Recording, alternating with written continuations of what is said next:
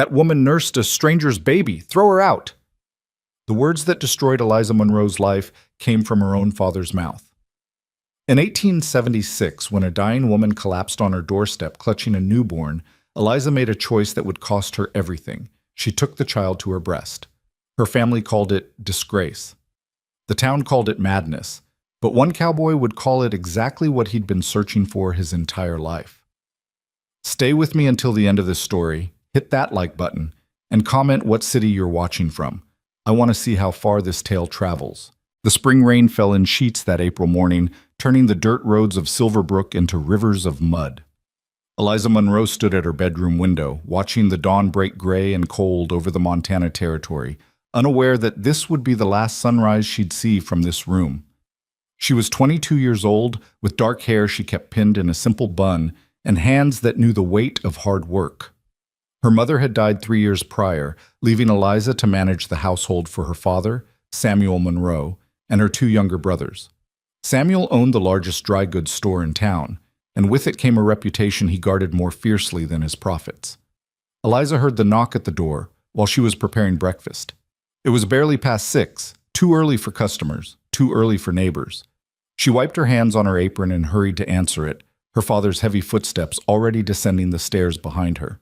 When she opened the door, the rain swept in with the wind, and with it, a sight that would change everything. A woman collapsed across the threshold. She was young, perhaps Eliza's age, but hollowed out by something terrible. Her dress was soaked through, her face the color of ash, and clutched against her chest, wrapped in a thin, wet blanket, was a baby. "Please," the woman gasped, her voice barely audible over the storm. "Please, my baby."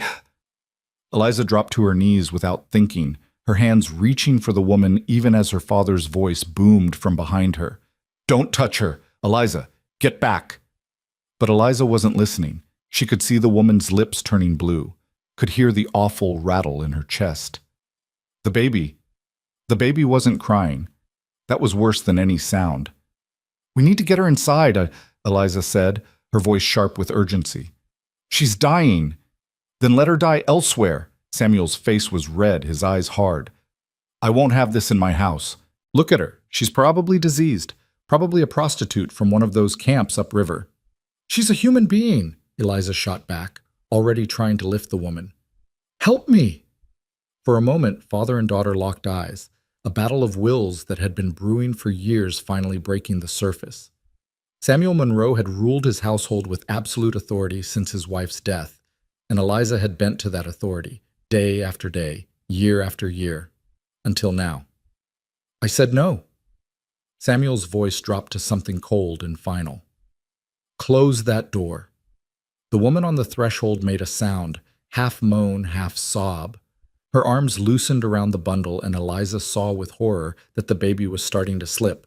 She caught the infant just as the woman's eyes rolled back. "No, no, no," Eliza whispered, cradling the child against her chest while trying to keep the woman's head from hitting the doorframe. The baby was so cold, so terribly still. "Please, someone help me." Her brothers appeared at the top of the stairs, their faces pale and frightened. James was 16, Thomas only 13. They looked to their father for direction. "Boys, go to your rooms," Samuel ordered. "Eliza, I'm telling you one last time, she's dead." The words fell into the space between them like stones into water. Eliza looked up at her father, rain streaming down her face, the baby clutched in her arms, and the woman's body going limp against the doorstep. "She's dead," Eliza repeated, her voice breaking. "And this baby will be too if we don't get her warm." Samuel Monroe stared at his daughter for a long moment. Then he looked at the woman's body, at the growing pool of water and blood mixing on his clean floor, and his face hardened into something Eliza had never seen before, pure disgust. "Get her out of my doorway," he said quietly, "and get that thing out of my house." "That thing is a baby," Eliza's voice cracked. "A baby who just lost her mother." "Not our concern." Samuel turned away, his hands clasped behind his back in that way he had when a business matter was concluded. "Mrs. Henderson runs the orphanage. Take it there." "In this storm? It's 3 miles. Then you'd better start walking." Eliza looked down at the infant in her arms. The baby was a girl, she could see now, with a tiny rosebud mouth and wisps of dark hair plastered to her skull. So small, so fragile. Her little chest was barely moving. Without planning it, without thinking about the consequences, Eliza made a decision that would define the rest of her life. She stood up, stepped over the dead woman's body, and walked past her father into the house. "What do you think you're doing?" Samuel's voice followed her up the stairs. "The baby is freezing," Eliza called back, her voice surprisingly steady. "I'm going to warm her up, and then I'll take her to Mrs. Henderson." She heard her father's footsteps behind her but didn't stop. In her room, she kicked the door shut and locked it, something she'd never done before. Her hands were shaking as she unwrapped the wet blanket from the baby's body. The child was blue-tinged, her lips almost purple. She wasn't crying, wasn't making any sound at all, and that terrified Eliza more than anything. She grabbed a dry blanket from her bed and began rubbing the baby's limbs, trying to restore warmth, trying to bring some color back to that tiny face. "Come on," she whispered. "Come on, sweetheart. Stay with me." The baby's eyelids fluttered, then her mouth opened, and she made a sound, small and weak, but a sound. Relief flooded through Eliza so powerfully she nearly sobbed. The baby was alive, cold and weak, but alive. There was pounding on the door now. "Eliza, open this door immediately!" Eliza ignored her father. She stripped off her own wet dress and wrapped herself in her robe, then tucked the baby against her skin, letting her body heat warm the child. It was something she had seen her mother do once with a premature lamb, and it had worked then. "Please work now," she prayed. "Please." The baby began to stir more, making small sounds of distress. Then those sounds turned to cries, weak but persistent. And with those cries came a realization that made Eliza's blood run cold. The baby was hungry. "Eliza Monroe, if you don't open this door right now, I'll break it down." Eliza looked at the door, then at the baby in her arms. The infant's cries were getting stronger, more desperate. She needed to eat, soon. The orphanage was 3 miles away, through a storm, with roads that were probably impassable by now. Even if Eliza left immediately, it would take her over an hour to walk there in good weather. In this rain, with a starving newborn, the baby wouldn't survive the journey. Eliza's heart was pounding.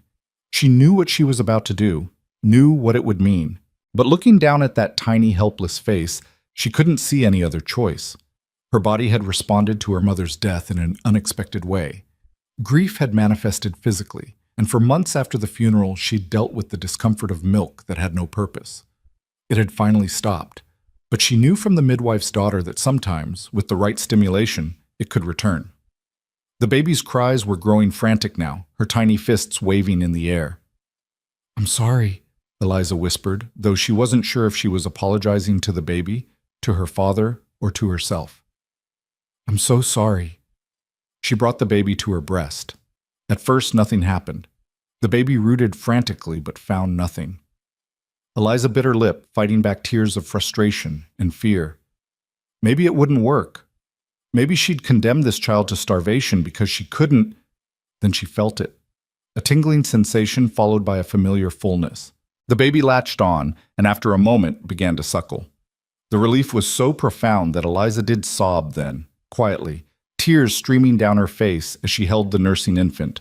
Outside her door, her father had stopped pounding and was now speaking in a low, dangerous voice. "Eliza, I know what you're doing in there. Open this door, or so help me, you are no longer my daughter." Eliza's hands tightened around the baby. She thought about her mother, who had always chosen kindness when given the choice. She thought about all the years she'd spent being obedient, being dutiful, being exactly what Samuel Monroe wanted her to be. And she thought about the woman who had died on their doorstep, who had used her last strength to protect this child. "I can't," she called back, her voice breaking. "I can't let her die, Father." The silence that followed was worse than the shouting.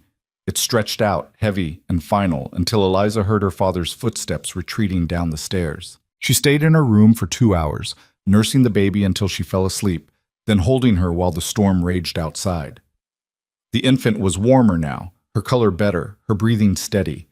She looked peaceful, unaware that her very existence had just shattered a family.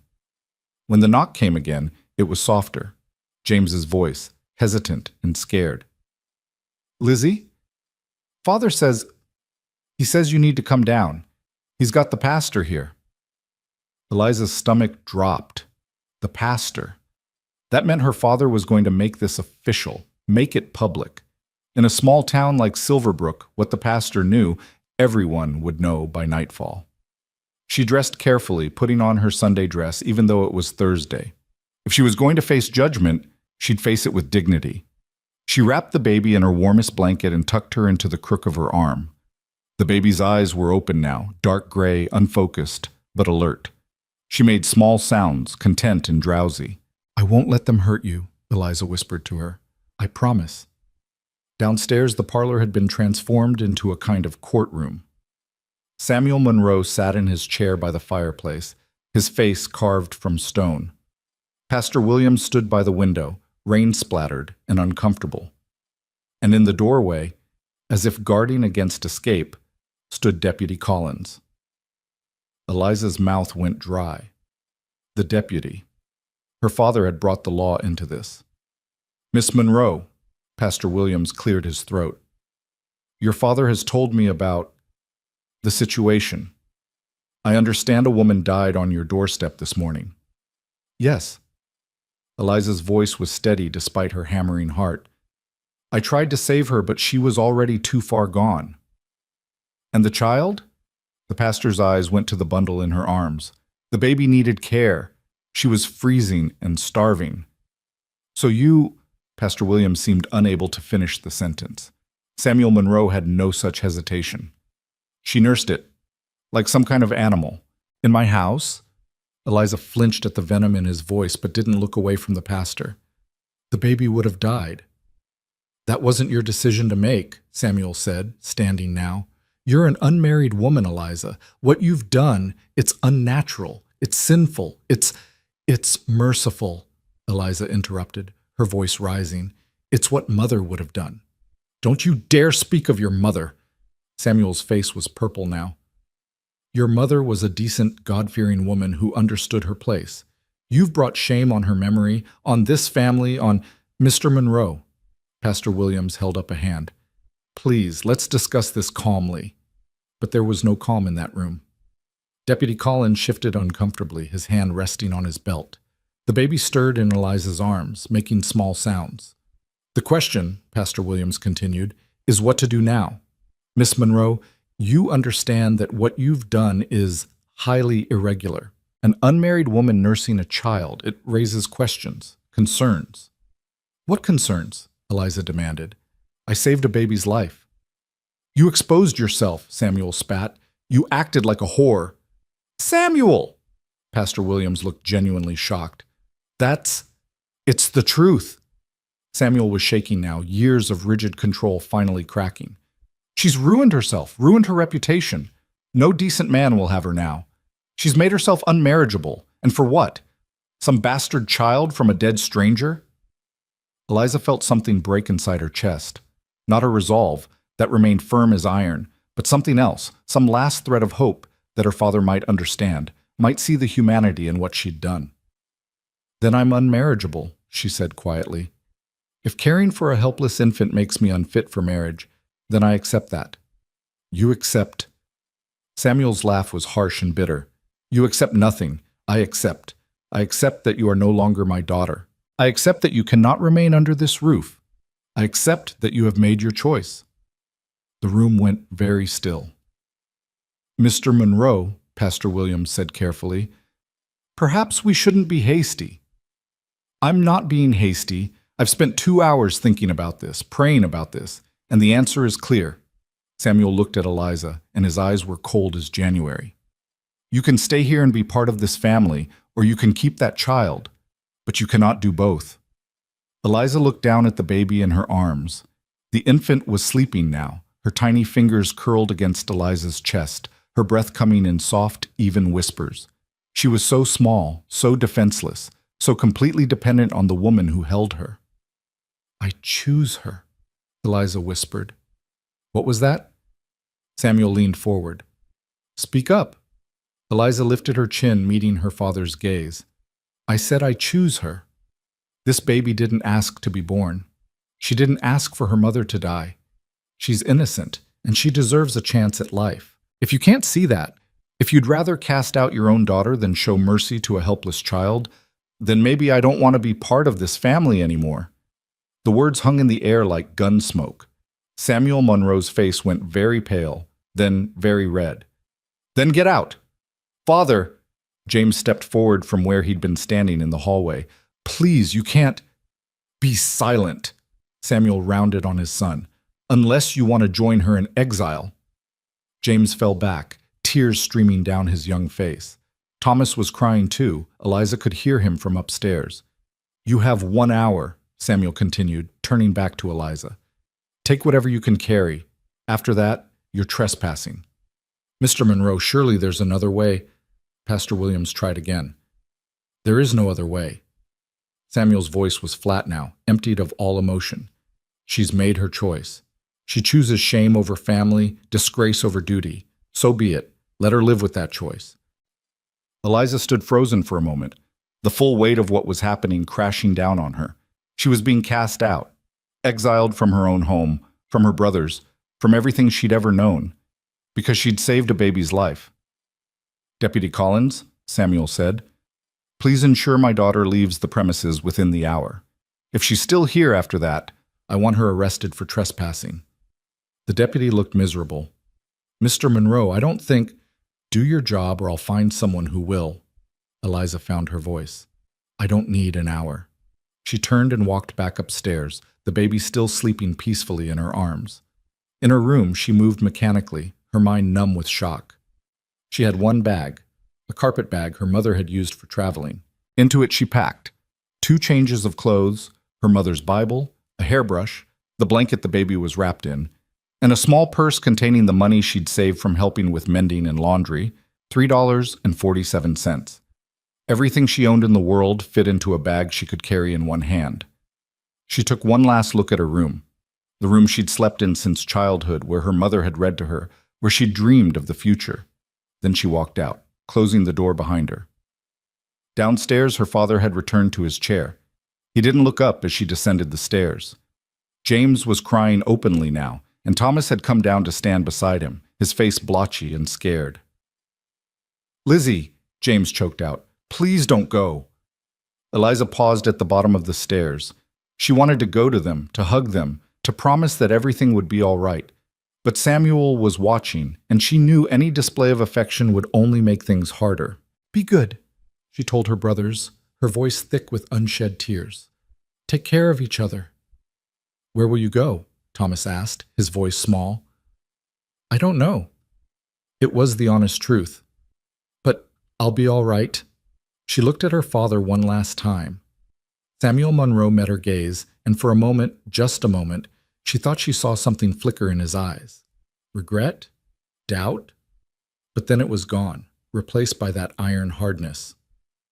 "Goodbye, Father," Eliza said. He said nothing. Pastor Williams followed her to the door, his face creased with worry. "Miss Monroe, please, wait. Let me help you find somewhere to stay. Surely there's someone in town." "No." Eliza's voice was firm. "If my father has made his feelings known, the town will follow his lead. They always do." "But the baby will be fine." Eliza adjusted her grip on the sleeping infant. "We'll be fine." She stepped out into the rain, which had lessened to a steady drizzle. Behind her, she heard James crying, heard Thomas calling her name, but she didn't turn around. If she turned around, she might not be able to leave. And she had to leave. The mud sucked at her boots as she walked down the main street of Silverbrook. It was mid-morning now, and despite the rain, people were out. She saw Mrs. Henderson hanging laundry under her porch, saw Mr. Tucker opening his barber shop, saw the widow Cooper sweeping water off her front steps. They all saw her too. Saw her walking with a bag in one hand and a baby in her arms, rain soaking through her Sunday dress, her hair coming loose from its pins. They all turned away.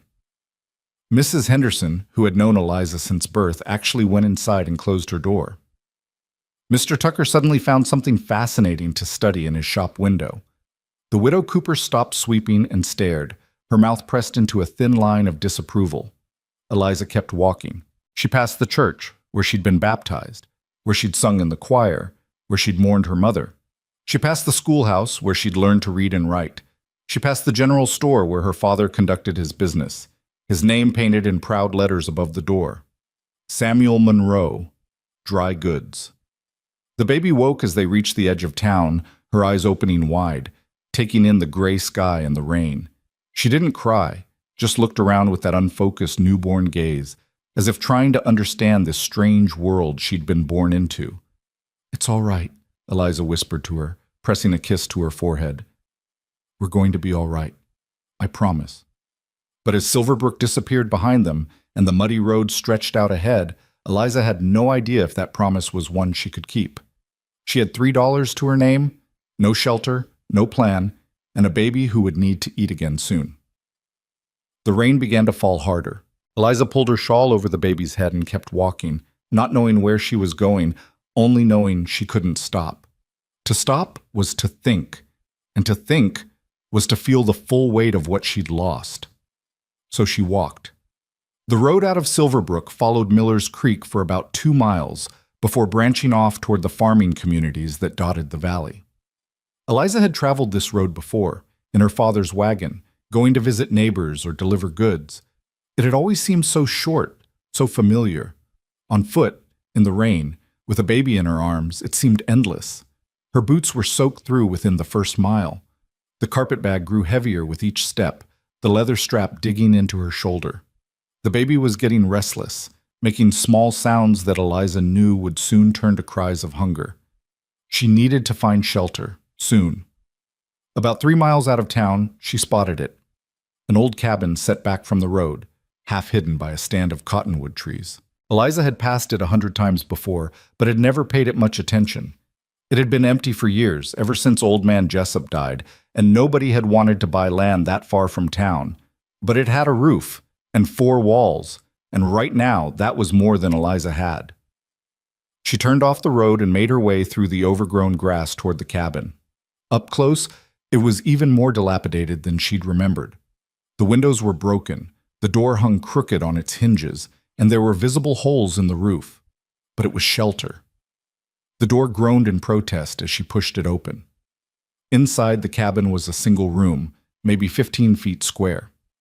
There was a rusted iron stove in one corner, a broken bed frame in another, and a thick layer of dust and debris over everything. Mice had clearly made themselves at home. She could see their droppings scattered across the floor. It was the most depressing place Eliza had ever seen, and it was hers. She set down her bag and looked around, trying to see past the decay to the possibilities. The stove might still work if she could clean it out. The bed frame was broken, but the wood could be useful. If she could patch the roof and board up the windows. The baby began to cry in earnest now, her tiny voice filling the empty cabin. First things first, Eliza thought. She settled down on the least dirty patch of floor, her back against the wall, and brought the baby to her breast. The infant latched on immediately, her cries stopping as she began to nurse. In the sudden quiet, Eliza could hear the rain drumming on the roof, water dripping through the holes to form puddles on the floor. She could hear the wind whistling through the broken windows. She could hear a mouse skittering somewhere in the walls. And for the first time since she'd opened the door that morning, she let herself cry. She cried for her mother, who would have been so ashamed to see her daughter in such circumstances. She cried for her brothers, who would grow up without her. She cried for her father, who had chosen pride over love. And she cried for herself, for the life she'd lost, for the future she'd imagined, for the innocence that had died along with the woman on her doorstep. But even as she cried, she held the baby close. And when her tears finally subsided, she looked down at the nursing infant and felt something shift inside her chest. This wasn't the life she'd planned. This wasn't the future she'd dreamed of. But it was her life now, her future, her choice. "We're going to make this work," she whispered to the baby. "I don't know how yet, but we're going to survive this. You and me. Together." The baby's eyes drifted closed, milk-drunk and content. Her tiny hand rested against Eliza's chest, right over her heart. Outside, the rain continued to fall on the Montana territory, washing away the old life and making way for something new. Something Eliza Monroe couldn't yet imagine but would soon discover. In choosing compassion over obedience, in choosing love over approval, she had cast herself out of paradise. But sometimes, Eliza would learn, paradise isn't where you think it is. Sometimes you have to lose everything to find what really matters. Sometimes you have to be broken before you can be remade. The baby sighed in her sleep, and Eliza held her closer, sheltering her from the cold, from the rain, from a world that had already shown itself to be harsh and unforgiving. But also, somewhere out there, beyond the rain and the ruins, a world that still held the possibility of kindness, of redemption, of a cowboy who would one day ride up to this broken-down cabin and see not disgrace, but exactly the kind of woman he'd been searching for his entire life. Though Eliza Monroe didn't know it yet, as she sat in that cold, empty cabin with a stranger's baby in her arms, her real story was only just beginning. The first night in this cabin was the longest of Eliza's life. She sat with her back against the wall, the baby sleeping fitfully in her arms, listening to every sound the darkness brought. The rain had stopped around midnight, but water continued to drip through the holes in the roof, each drop marking time like a slow, merciless clock. When dawn finally came, gray and reluctant, Eliza forced herself to stand. Her body ached from sitting in one position all night, and her dress was still damp from yesterday's rain. The baby stirred, making small, hungry sounds, and Eliza knew she had perhaps an hour before those sounds became screams. She laid the infant carefully on her folded shawl, the cleanest surface she could create, and took stock of her situation. The cabin looked even worse in daylight. Cobwebs hung like curtains in every corner. The floorboards were rotted through in places, and something had died behind the stove. She could smell it. But there was also potential. The walls were solid log, chinked with mud that had mostly held. The stove, despite its rust, still had its door and grate. And in the corner she'd missed last night, there was a rough wooden shelf that had somehow survived the years of neglect. Eliza had cleaned houses since she was 10 years old. She knew what hard work looked like. She rolled up her sleeves and got to work. By mid-morning, she'd swept out the worst of the debris, using a branch she'd broken off one of the cottonwoods as a makeshift broom. She'd cleared the dead animal from behind the stove, a raccoon, long desiccated, and scraped out the worst of the rust and old ash. The windows she couldn't fix, but she'd stuffed the broken panes with rags torn from her extra petticoat, blocking the worst of the drafts. The baby woke hungry, and Eliza sat down to nurse her, her arms trembling with exhaustion. As the infant fed, Eliza looked around at what she'd accomplished. It wasn't much. The cabin was still a ruin, but it was a slightly more livable ruin. She'd used the last of her energy and hadn't eaten since yesterday morning. Her stomach cramped with hunger and her head felt light. $3 wouldn't last long, even if she could figure out where to spend it. Silver Brook was the nearest town, and she'd rather starve than go back there. "We need food," she told the baby softly. "And water. And wood for the stove. And about 100 other things I don't know how to get." The baby just blinked at her with those unfocused gray eyes, milk dribbling from the corner of her mouth. Eliza wiped the baby's face with her thumb, then looked toward the door. Miller's Creek ran past about a quarter-mile away. She could at least get water. As for food, she'd have to figure something out. She wrapped the baby securely in the blanket and made her way down to the creek. The water ran clear and cold over smooth stones, and Eliza realized with dismay that she had nothing to carry it in. The carpet bag wasn't waterproof, and she had no bucket, no pot, no container of any kind. She stood there for a long moment, the baby in her arms, feeling the weight of her situation settle over her like a heavy coat. She couldn't even get water back to the cabin. How was she supposed to survive? The baby made a small sound, drawing Eliza's attention. The infant was looking up at her with an expression that seemed almost patient, as if to say, "You'll figure it out. You always do." Eliza knelt by the creek and drank her fill, then wet one of the rags and used it to wipe down the baby's face and hands. At least they wouldn't die of thirst immediately. She'd have to make regular trips to the creek, but it was manageable. One problem at a time, she told herself. One problem at a time. On the walk back to the cabin, she gathered dead wood from beneath the cottonwoods, balancing the pieces awkwardly while holding the baby. By the time she reached the cabin, her arms were full of kindling and her back was screaming, but she had enough to start a fire. If she could figure out how to light it. She had no matches, no flint, nothing. Eliza sat down on the cabin floor and very nearly gave up. It would be so easy to just sit here, to let the hunger and cold and exhaustion win. To admit that she'd been foolish, that her father had been right, that she couldn't survive out here alone. But then the baby made a sound, not crying, just a small coo, and Eliza looked down at her.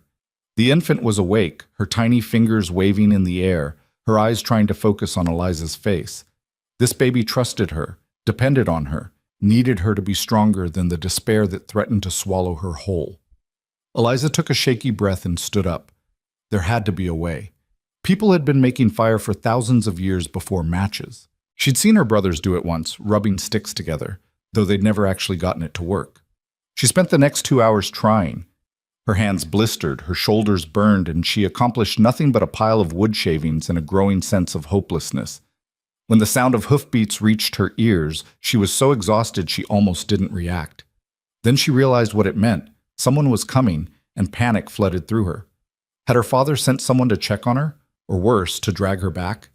She grabbed the baby and retreated into the cabin, peering through one of the rag-stuffed windows.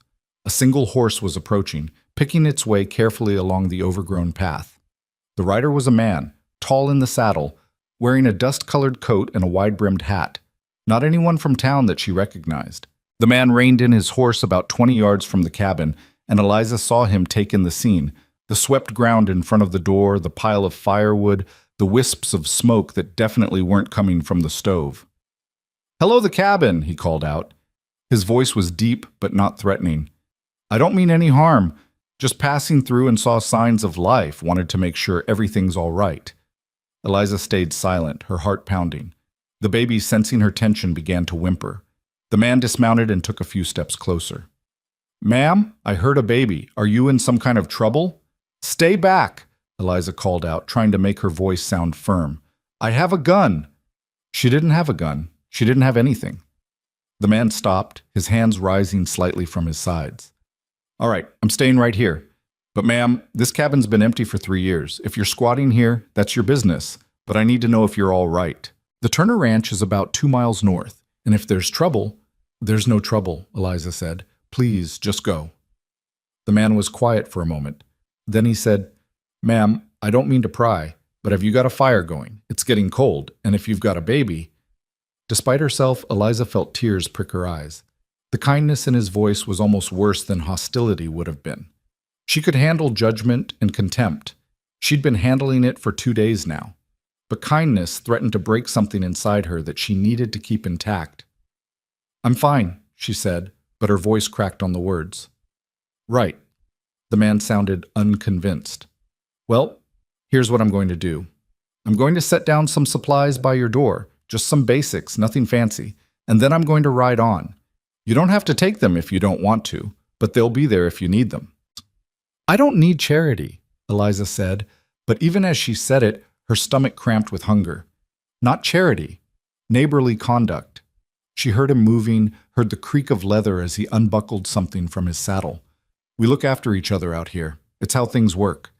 He set something down near the door, then backed away. "There's some dried meat, some hardtack, and a box of matches. Also a tin pot for water. Nothing you need to feel beholden for." Matches. Eliza closed her eyes. He'd brought matches. "Why?" she asked, her voice barely above a whisper. "Why would you help me? You don't know me." The man was quiet for a moment. When he spoke, his voice was gentle. "Ma'am, I don't know your story, and I don't need to. But I know what it looks like when someone's been dealt a hard hand. And I know what it looks like when someone's trying to survive despite that. The way I figure it, the world's got enough hardship without people adding to it when they don't have to." Eliza heard him mount his horse. "The Turner Ranch is 2 miles north on this road. You can't miss it. There's a sign by the gate. If you need work or help or just someone to talk to, you come find us. Ask for Caleb Turner. That's me." "Why would you offer work to someone you haven't even seen?" Eliza asked. She could hear the smile in his voice. "Because someone who's too proud to accept charity but too stubborn to quit is exactly the kind of person worth knowing. Take care of yourself, ma'am. And that baby." The hoofbeats faded into the distance, leaving Eliza standing in the ruined cabin, the baby in her arms, and a stranger's kindness sitting on her doorstep like a question she didn't know how to answer. She waited a full 5 minutes before opening the door, half convinced the supplies would be gone, that she'd imagined the whole encounter. But they were there: a small canvas sack, a battered tin pot, and a box of matches. Eliza sank to her knees, the baby clutched to her chest, and sobbed with relief. The matches changed everything. Within an hour, she had a fire burning in the stove, weak and smoky, but real heat that pushed back the chill. She heated water in the tin pot, washing the baby properly for the first time since they'd left Silverbrook.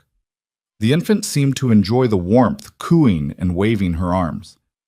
"We're going to make it," Eliza told her, washing the tiny fingers with careful attention. "We're going to survive this." The dried meat and hardtack weren't much, but they were food. Eliza ate slowly, trying to make the supplies last, trying not to think about what would happen when they ran out. That night, with the fire burning and the baby fed and clean, Eliza allowed herself to think about the stranger, Caleb Turner.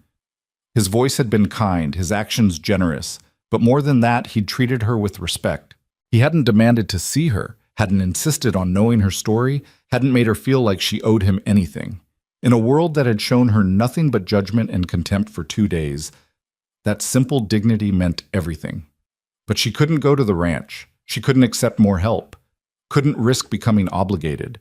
Couldn't bear the thought of seeing pity in anyone's eyes. She would survive on her own. She had to. The next 3 weeks tested that resolve to its limit.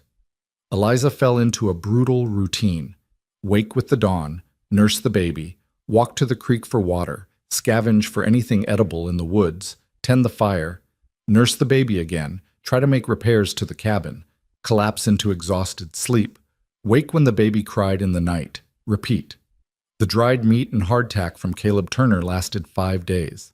After that, Eliza survived on what she could forage, wild greens that made her stomach cramp, berries that were probably too early in the season, roots she dug up with her bare hands because she had no tools. It wasn't enough. She could feel herself growing weaker, could see it in the way her dresses hung loose, in the trembling of her hands, in the dizzy spells that came without warning. But the baby was thriving. The baby was gaining weight, her cheeks filling out, her eyes growing more focused every day. That was what mattered.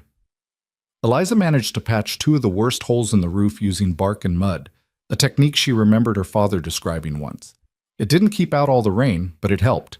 She fashioned a crude bed from pine boughs, softer than the bare floor, but not by much. She learned which plants were edible and which made her violently ill, a lesson that cost her 2 miserable days. She saw other travelers on the road sometimes, heard their horses or wagons passing. She always hid when she heard them coming, retreating into the cabin or the woods, the baby clutched silent against her chest. She couldn't risk anyone from Silverbrook seeing her, couldn't risk word getting back to her father. And she definitely couldn't risk anyone seeing how desperate she was. On the 18th day, disaster struck. Eliza had gone to the creek as usual, the baby in her arms, the tin pot in her hand. She was kneeling to fill it when she heard voices, male voices, rough and loud, coming closer. She froze, her heart hammering. The voices belonged to 2 men, and they were arguing about something. Through the trees, she could see them now, rough-looking men on horseback, probably ranch hands heading back from town. "Told you we should have taken the main road," one was saying. "This way's shorter," the other replied. Then he saw her. Both men reined in their horses.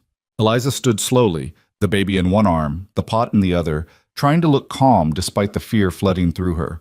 "Well now," the first man said, a grin spreading across his face. "What do we have here?" "Just getting water," Eliza said, her voice steady. "I'll be on my way." "Hold on now." The second man dismounted. "You're that girl from Silverbrook, aren't you? Monroe's daughter. Heard about you." Eliza's blood ran cold. "I don't know what you heard." "Heard you got yourself in trouble." The man's eyes traveled over her, lingering on the baby. "Heard old Samuel threw you out for being loose." "That's not true," Eliza said, backing toward the cabin. "Please leave me alone." "Seems to me a girl living out here all alone might be grateful for some company," the first man said, dismounting now too. "Might be willing to show some appreciation for a little help." Eliza turned and ran.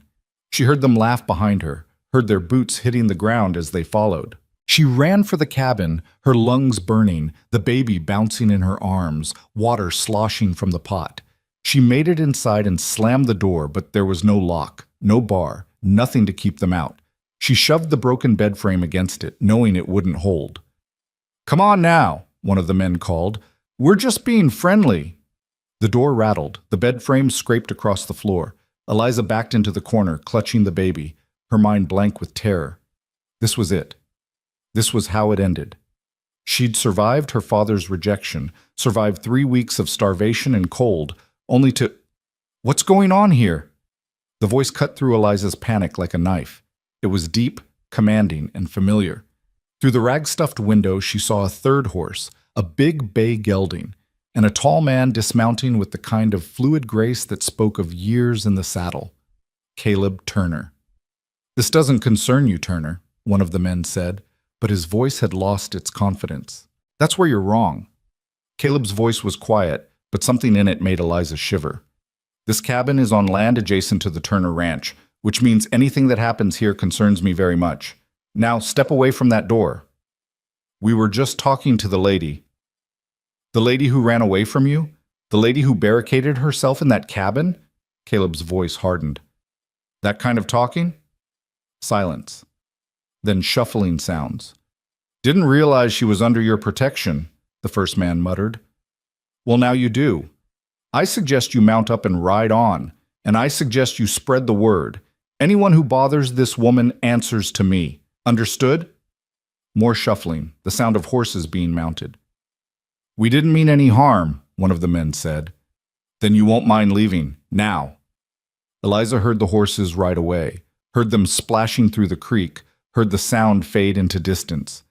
But she didn't move. She stayed in the corner, the baby pressed against her chest, her whole body shaking. A soft knock at the door. "Ma'am, they're gone. You're safe now." Eliza couldn't respond. Her throat was closed up with fear and relief and shame. "I'm going to step away from the door," Caleb continued. "I'm going to be out here by that big cottonwood if you need anything. Take your time." She heard his footsteps retreat, heard the creak of leather as he sat down, probably leaning against the tree. It took Eliza a full 10 minutes to stop shaking.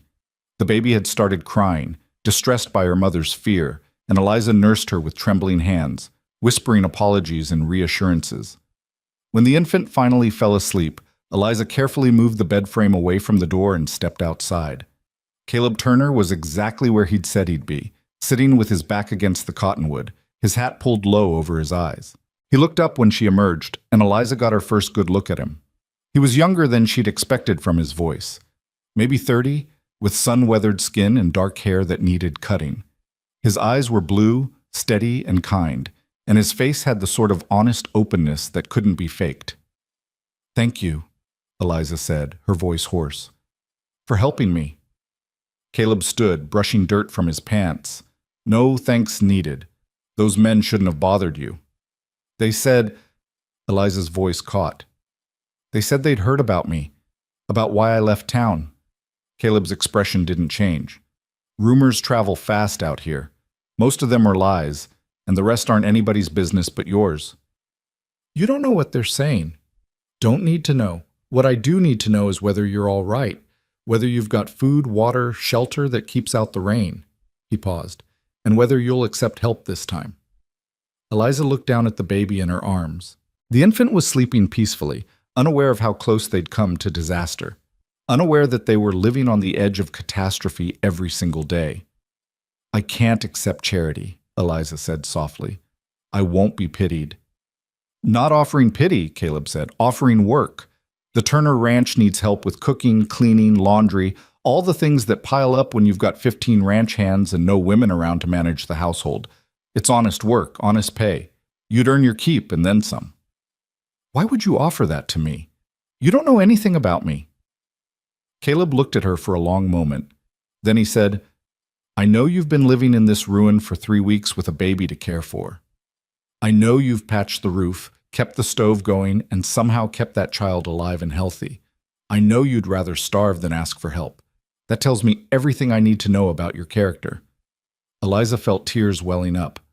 "People in town say I'm disgraced, that I'm shameful." "People in town don't set the standards on my ranch," Caleb said firmly. "I do. And my standard is simple. You work hard, you're honest, and you treat people with respect. Everything else is between you and your own conscience." He paused. "Did you harm that baby?" "No." "Did you steal her from her rightful parents?" "Her mother died on my doorstep. There was no one else." "Then as far as I'm concerned, you saved a life. That's not shameful. That's admirable." Caleb picked up his hat and settled it back on his head. "The offer stands. You want work, you come to the ranch. We'll set you up in the bunkhouse. It's got a separate room that would be perfect for you and the little one. You'd have food, shelter, safety, and you'd earn every bit of it." "I don't understand why you're being kind to me," Eliza whispered. Caleb's expression softened. "My mother died when I was 12. My father raised me and my two sisters on his own, and it wasn't easy. People judged him for it, said a man couldn't raise daughters properly, said we'd all come to ruin. But there were a few folks who helped instead of judging, who offered work instead of criticism, who saw that my father was doing his best with a hard situation and decided to make it a little easier instead of harder." He met Eliza's eyes. "I remember what that kindness meant. I remember how it saved us. And I figure if I can pass that along, I should." Eliza was crying now, tears streaming down her face. "I don't even know your name. I mean, I know it's Caleb Turner, but I don't know anything about you."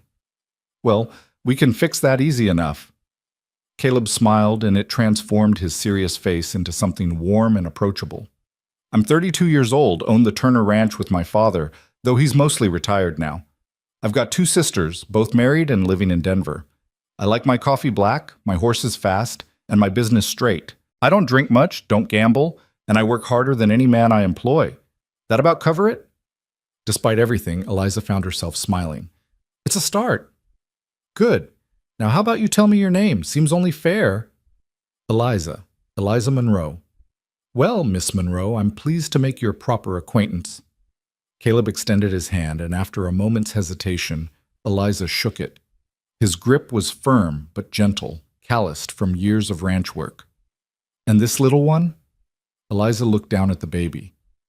"I don't know. Her mother didn't have time to tell me."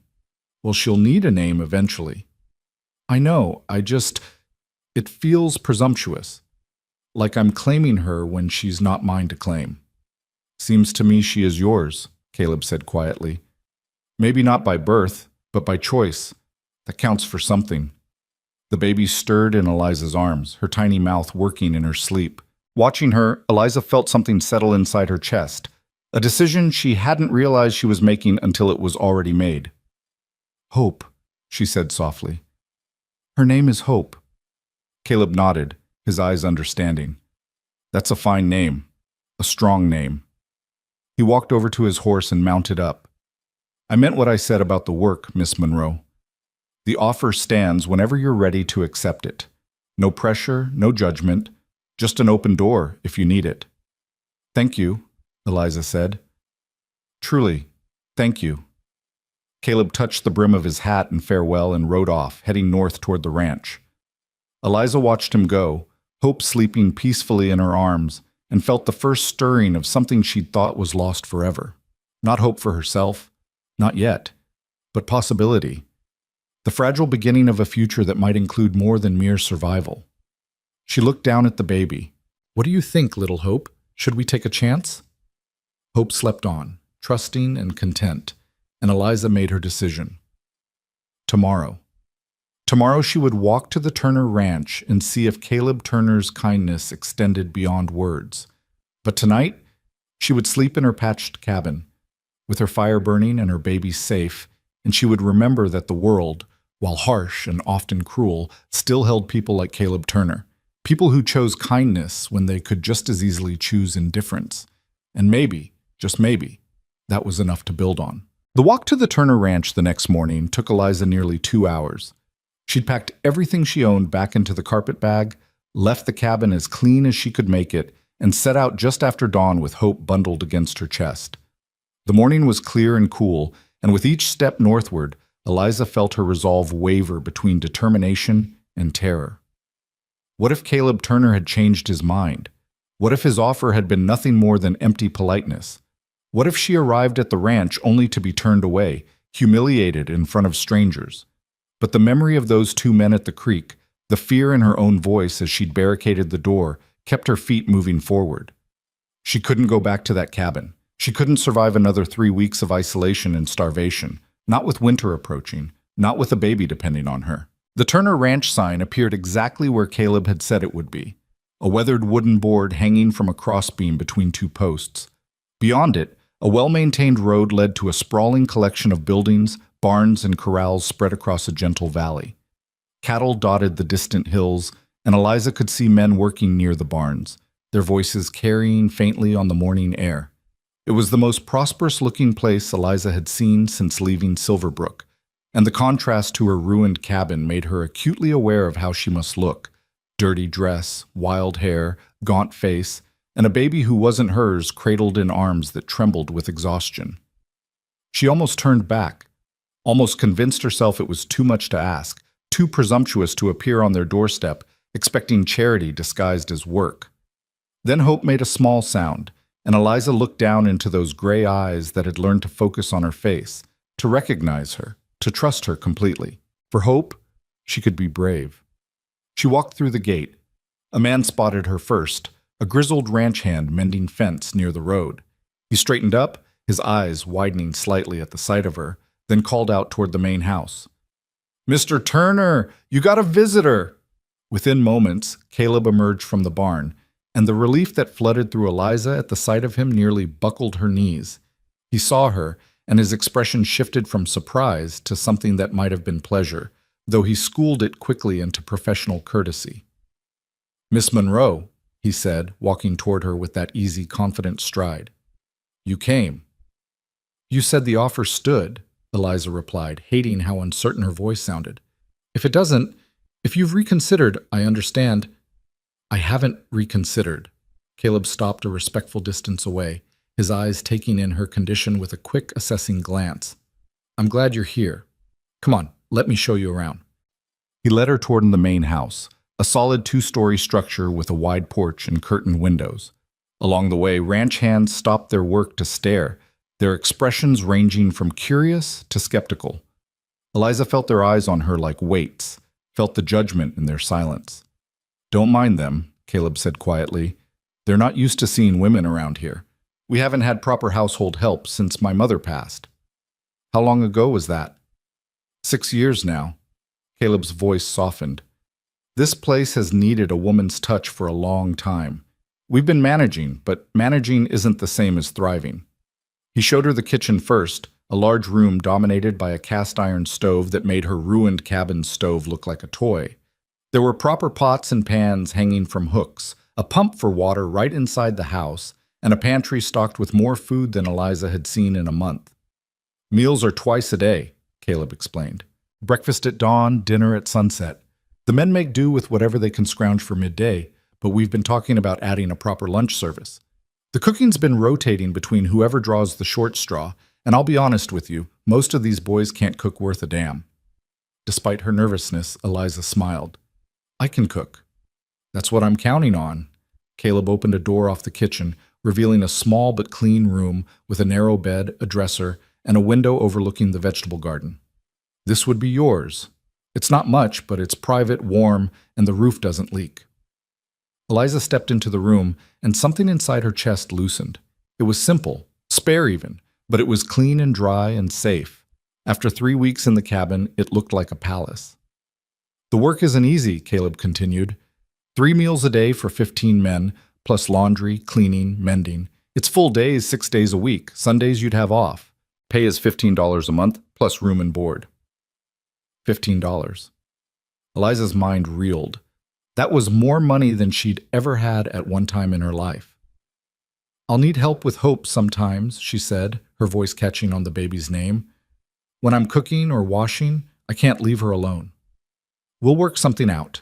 Caleb glanced at the sleeping infant. "How old is she now?" "About a month, I think. It's hard to know exactly." Caleb nodded, then met Eliza's eyes. "I need to ask you something, and I need you to be honest with me." Eliza's heart sank. Here it came. The question she'd been dreading, the judgment disguised as concern. "Did you steal that baby?" "No." The word came out fierce and immediate. Her mother died on my doorstep. There was no one else to care for her. And your family threw you out for helping. It wasn't a question, but Eliza answered anyway. My father gave me a choice. The baby or my home. I chose her. Caleb was quiet for a moment, his expression unreadable. Then he said, that took courage. It took stubbornness, Eliza corrected. I don't know if it was courage or just foolishness. Sometimes they're the same thing. Caleb extended his hand. Do we have an agreement, Miss Monroe? You'll work for the ranch, earn your keep, and build yourself a future? Eliza looked at his hand, then at the room behind her, then down at Hope sleeping peacefully in her arms. Every instinct she had screamed that this was too good to be true, that there had to be a catch, that men didn't offer women jobs and safety without expecting something in return.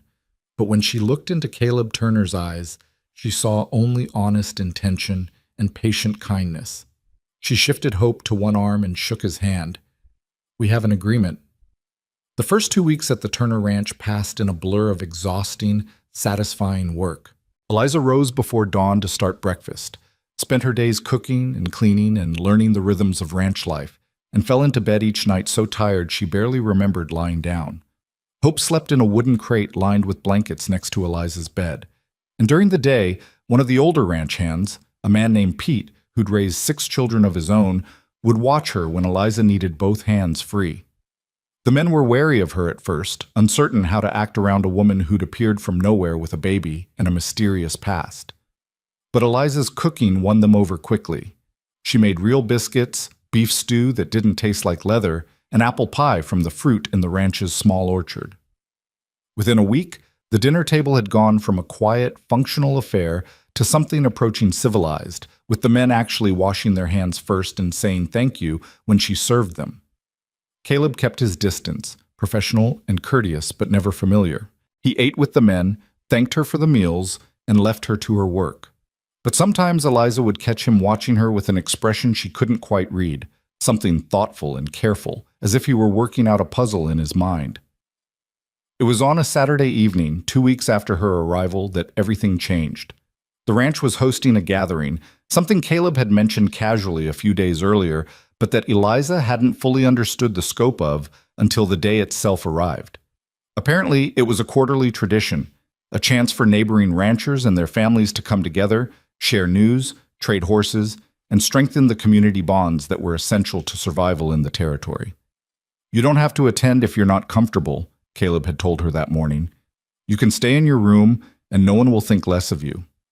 But Eliza had spent 3 weeks hiding from the world, and she found she was tired of it. She'd done nothing wrong. She'd saved a baby's life. If people wanted to judge her for that, let them judge her to her face. So she put on her least worn dress, pinned her hair up properly for the first time in weeks, and emerged from her room with Hope in her arms as the first wagons began arriving. The gathering took place in the large open area between the house and the main barn, where tables had been set up and lanterns hung from posts to light the evening. Eliza had spent the day preparing food: roasted chickens, potato salad, cornbread, 3 different pies. And now she stood near the serving tables, Hope sleeping against her shoulder, and watched the crowd arrive. There were more people than she'd expected, maybe 40 or 50, ranging from weathered ranchers to young families with children.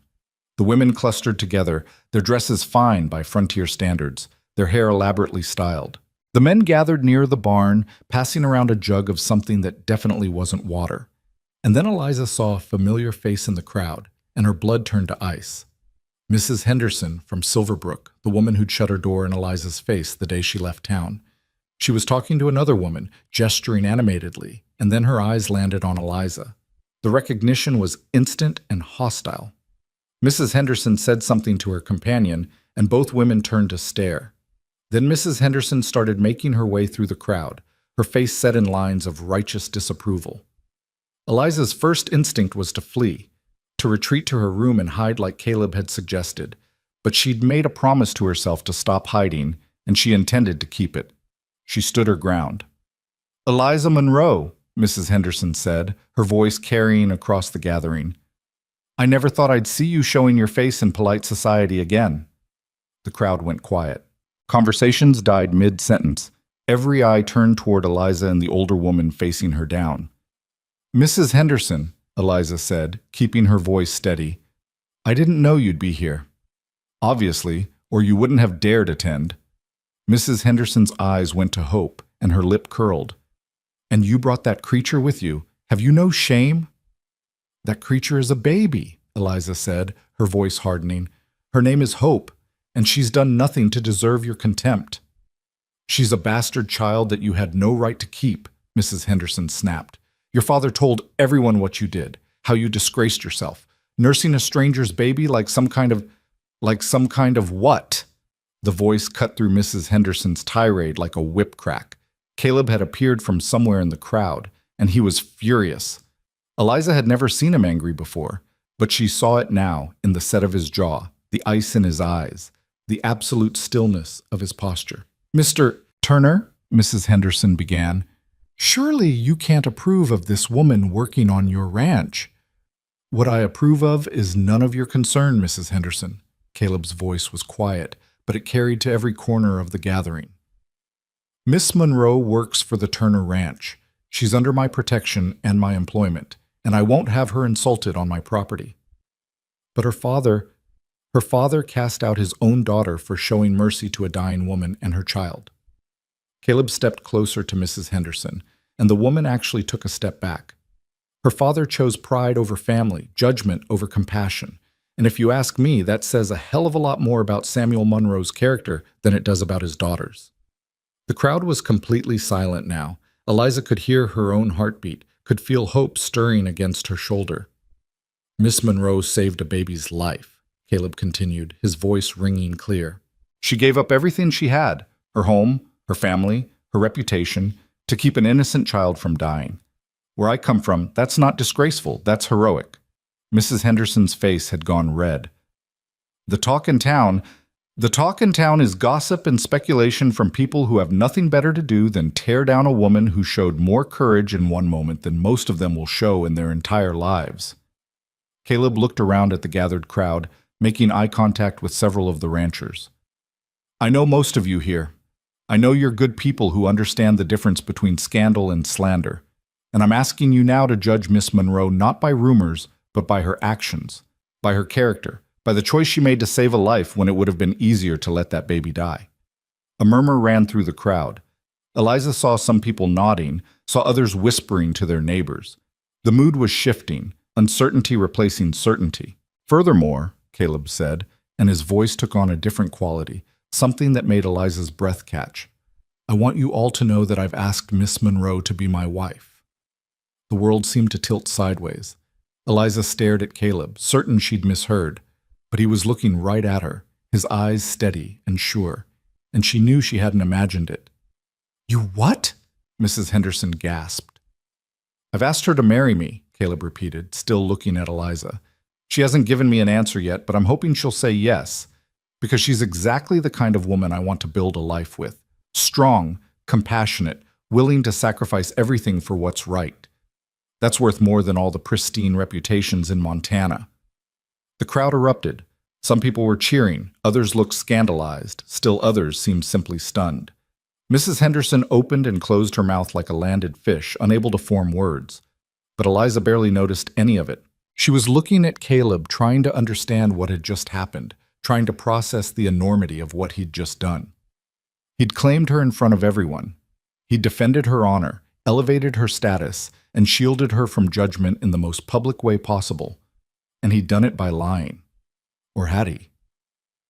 The gathering dissolved into chaos after that. Some people came forward to congratulate Caleb, others pulled Eliza aside to offer tentative best wishes, still others left in a huff of disapproval. Mrs. Henderson departed with her companion, her face tight with fury, no doubt already planning how to spread this new scandal back in Silverbrook. Through it all, Eliza moved as if in a dream, accepting congratulations she didn't deserve for an engagement that didn't exist, smiling and nodding while her mind raced. It was nearly midnight before the last guest left.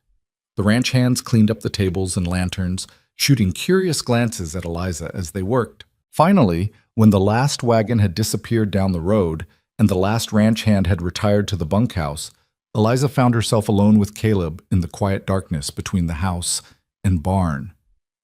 Hope was sleeping in her arms, exhausted from being passed around and cooed over all evening. Eliza held her close, trying to find the words for what she needed to say. Caleb spoke first. "I apologize." Eliza looked up sharply. "For what?" "For putting you in that position. For making that announcement without asking you first." He removed his hat, running a hand through his hair in a gesture that seemed almost nervous. "I saw Mrs. Henderson attacking you, and I couldn't let that happen. I couldn't let her destroy you in front of all those people. So I said the first thing I thought would stop her. You said you wanted to marry me. I know. And I understand if you're angry, if you feel I've compromised you or forced you into something you don't want. I can retract it tomorrow. Tell everyone I spoke in haste. Did you mean it?" The question hung between them. Caleb looked at her for a long moment, his expression unreadable in the dim light from the house. "I don't know," he said finally, and his honesty was somehow more compelling than any romantic declaration could have been. "I know I respect you. I know I admire your strength and your compassion. I know that watching you with hope, seeing how you've rebuilt your life from nothing, has shown me more about true character than a lifetime of polite society ever could." He stepped closer, close enough that Eliza could see the sincerity in his eyes. "I know that the idea of you being my wife doesn't displease me. That having you here these past weeks has made this ranch feel more like a home than it has in years.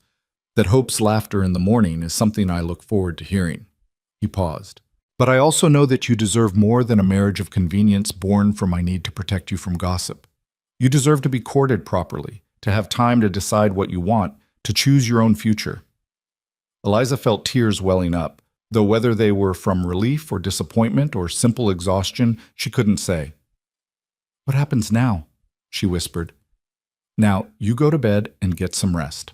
Tomorrow, we'll figure out what to do about tonight's announcement. If you want to accept it, if you want to court properly and see where this might lead, we can do that. If you want me to retract it and preserve your employment here without any romantic expectations, we can do that too. Whatever you decide, I'll support it." "Why?" Eliza asked. "Why are you being so kind to me?" Caleb smiled, soft and sad. "Because someone should be. Because you deserve kindness. Because that baby in your arms deserves to grow up knowing that the world has good people in it, not just cruel ones." He settled his hat back on his head. "Get some sleep, Miss Monroe. We'll talk more in the morning." He turned to walk toward his own quarters in the main house, but Eliza's voice stopped him. "Caleb," he turned back. "Thank you," she said, "for what you did tonight, for standing up for me. Even if it was a lie, even if it complicated everything, thank you for showing me that someone still sees me as worth defending." "It wasn't entirely a lie," Caleb said quietly. "The part about you being exactly the kind of woman I'd want to build a life with. That was true." He touched the brim of his hat. "Good night, Eliza." "Good night." Eliza watched him walk away, then looked down at Hope, who was sleeping peacefully despite the chaos of the evening. The baby's face was relaxed, trusting, completely unaware that her entire future had just shifted on its axis. "What do you think?" Eliza whispered to her.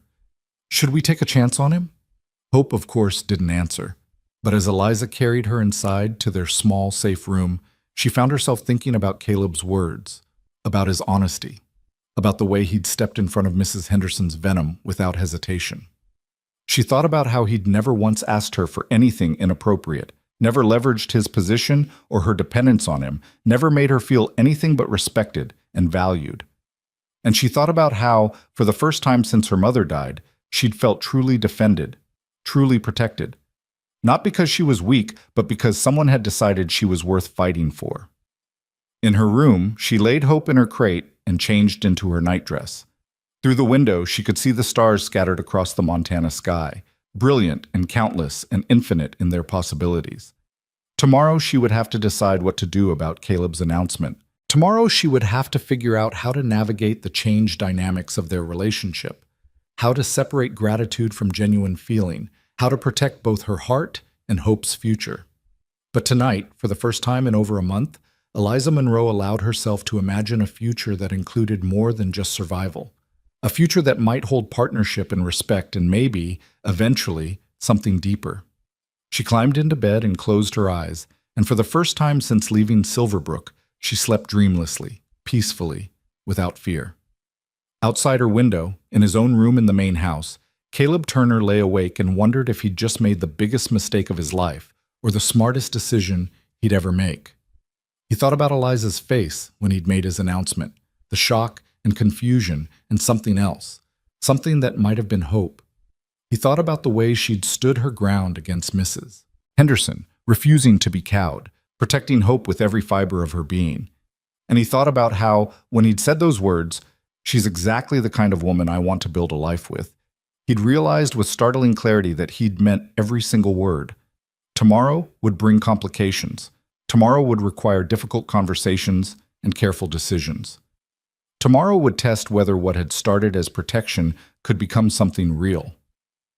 But for tonight, both Caleb and Eliza allowed themselves to wonder, to hope, to imagine that maybe, just maybe, something beautiful could grow from the ruins of Eliza's shattered life. And in her crate by the bed, little Hope slept on, the bridge between two people who'd been searching for family in all the wrong places, only to find it in the most unexpected way possible. The gathering had ended. The confrontation was over.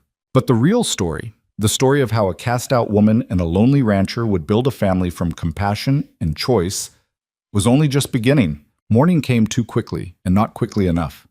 Eliza woke to Hope's soft cries just as the first gray light began filtering through her window, and for a moment she simply lay there, staring at the ceiling, replaying the previous night's events in her mind. Caleb had announced their engagement in front of 40 people. He'd defended her honor, elevated her status, and fundamentally changed the nature of their relationship with a handful of words spoken in anger and protection. And then he'd told her it was her choice whether to make it real or retract it. Eliza sat up and lifted Hope from her crate, bringing the baby to her breast. As Hope nursed, Eliza tried to organize her thoughts into something coherent. The problem was that her feelings were a tangled mess of gratitude, confusion, attraction, and fear. How could she possibly separate what she felt for Caleb from what she owed him? How could she know if what stirred in her chest when she looked at him was genuine affection or simply the desperate gratitude of someone who'd been drowning and found a lifeline? A soft knock at her door interrupted her spiraling thoughts. "Miss Monroe?" Caleb's voice was cautious. "I've got coffee on if you'd like some. No pressure to talk if you're not ready, but I thought you might want breakfast before the men wake up." Eliza's heart did something complicated in her chest. Even now, even after everything, he was giving her space, offering kindness without expectation. "Give me 10 minutes, she called back. She dressed quickly, settled Hope in the crate with a makeshift toy, a wooden spoon wrapped in cloth, and made her way to the kitchen. Caleb was standing by the stove, 2 cups of coffee already poured, and he turned when she entered with an expression that was equal parts hopeful and apprehensive. "Good morning," he said. "Good morning." Eliza accepted the coffee he offered, wrapping her hands around the warm cup. For a long moment, neither of them spoke, the silence stretching out like taffy. "I've been thinking," they both said simultaneously, then stopped. Caleb gestured for her to continue. "Ladies first." Eliza took a breath, trying to gather her scattered thoughts into something resembling coherence. "What you did last night, standing up for me, making that announcement, it was the kindest thing anyone's ever done for me. And I need you to know how much that means, how much it changes things." "But," Caleb prompted gently, "but I don't know if I can trust my own feelings right now." The words came out in a rush. "You saved me, Caleb. You gave me work when I was starving, shelter when I had nowhere to go, protection when I was vulnerable. How can I possibly know if what I feel for you is real or just gratitude? Dependence?" Caleb set down his coffee cup and leaned against the counter, his expression thoughtful. "That's a fair question, and it's one I've been asking myself, too." Eliza looked up sharply. "You have?" "Of course." Caleb's smile was rueful. "You think I haven't noticed how complicated this is? I'm your employer, Eliza. I have power over you, your job, your housing, your security. Even if I never intended it, even if I'd never abuse it, that power imbalance exists. So how do I know if you'd feel obligated to accept my suit out of fear of losing your position? How do I know I'm not taking advantage of your circumstances? The honesty in his voice made Eliza's chest ache. Most men wouldn't even think about such things, let alone speak them aloud. So what do we do? She asked quietly. Caleb was silent for a moment, staring into his coffee as if it held answers. When he looked up, his eyes were clear and determined. We take our time, he said. We don't rush into anything. Last night's announcement bought you protection from gossip and judgment, and that stands regardless of what happens between us. As far as the world is concerned, we're courting. But what happens in private, how we actually feel, what we actually want, that's between you and me. And if I decide I don't want to marry you, Eliza asked, needing to know. What happens then? Then we'll wait a respectable amount of time, announce that we've decided we don't suit, and you'll continue working here as my employee with no change to your position or pay. Caleb's voice was firm. I meant what I said, Eliza. Your job here doesn't depend on becoming my wife. It depends on your work, which has been excellent. Eliza felt something loosen in her chest, some knot of anxiety she hadn't even realized she'd been carrying. You really mean that? I really mean that. Caleb moved closer, but stopped at a respectful distance. But I also want you to know that my offer last night wasn't entirely strategy. The part about you being the kind of woman I'd want to build a life with, that was true. I respect you, Eliza. I admire your strength. And I enjoy your company. So while I'm not going to pressure you, I am going to court you properly, if you'll allow it. Court me how? Eliza asked, genuinely curious. Well, for starters, I'd like to take you and Hope on a picnic this Sunday. There's a spot by the north pasture with a view of the mountains that's particularly pretty this time of year. We could pack a lunch, spend the afternoon talking, getting to know each other better. He paused. As people, not just as employer and employee. The image he painted was so normal, so wholesome, so utterly unlike the dramatic chaos of the past month that Eliza found herself smiling despite her anxiety. I'd like that, she said softly. I think Hope would too. She's never been on a picnic. Then it's settled. Caleb's smile transformed his entire face, and Eliza felt her heart do that complicated thing again. Sunday afternoon, weather permitting. In the meantime, how about we make breakfast before the men wake up and wonder why we're both up so early?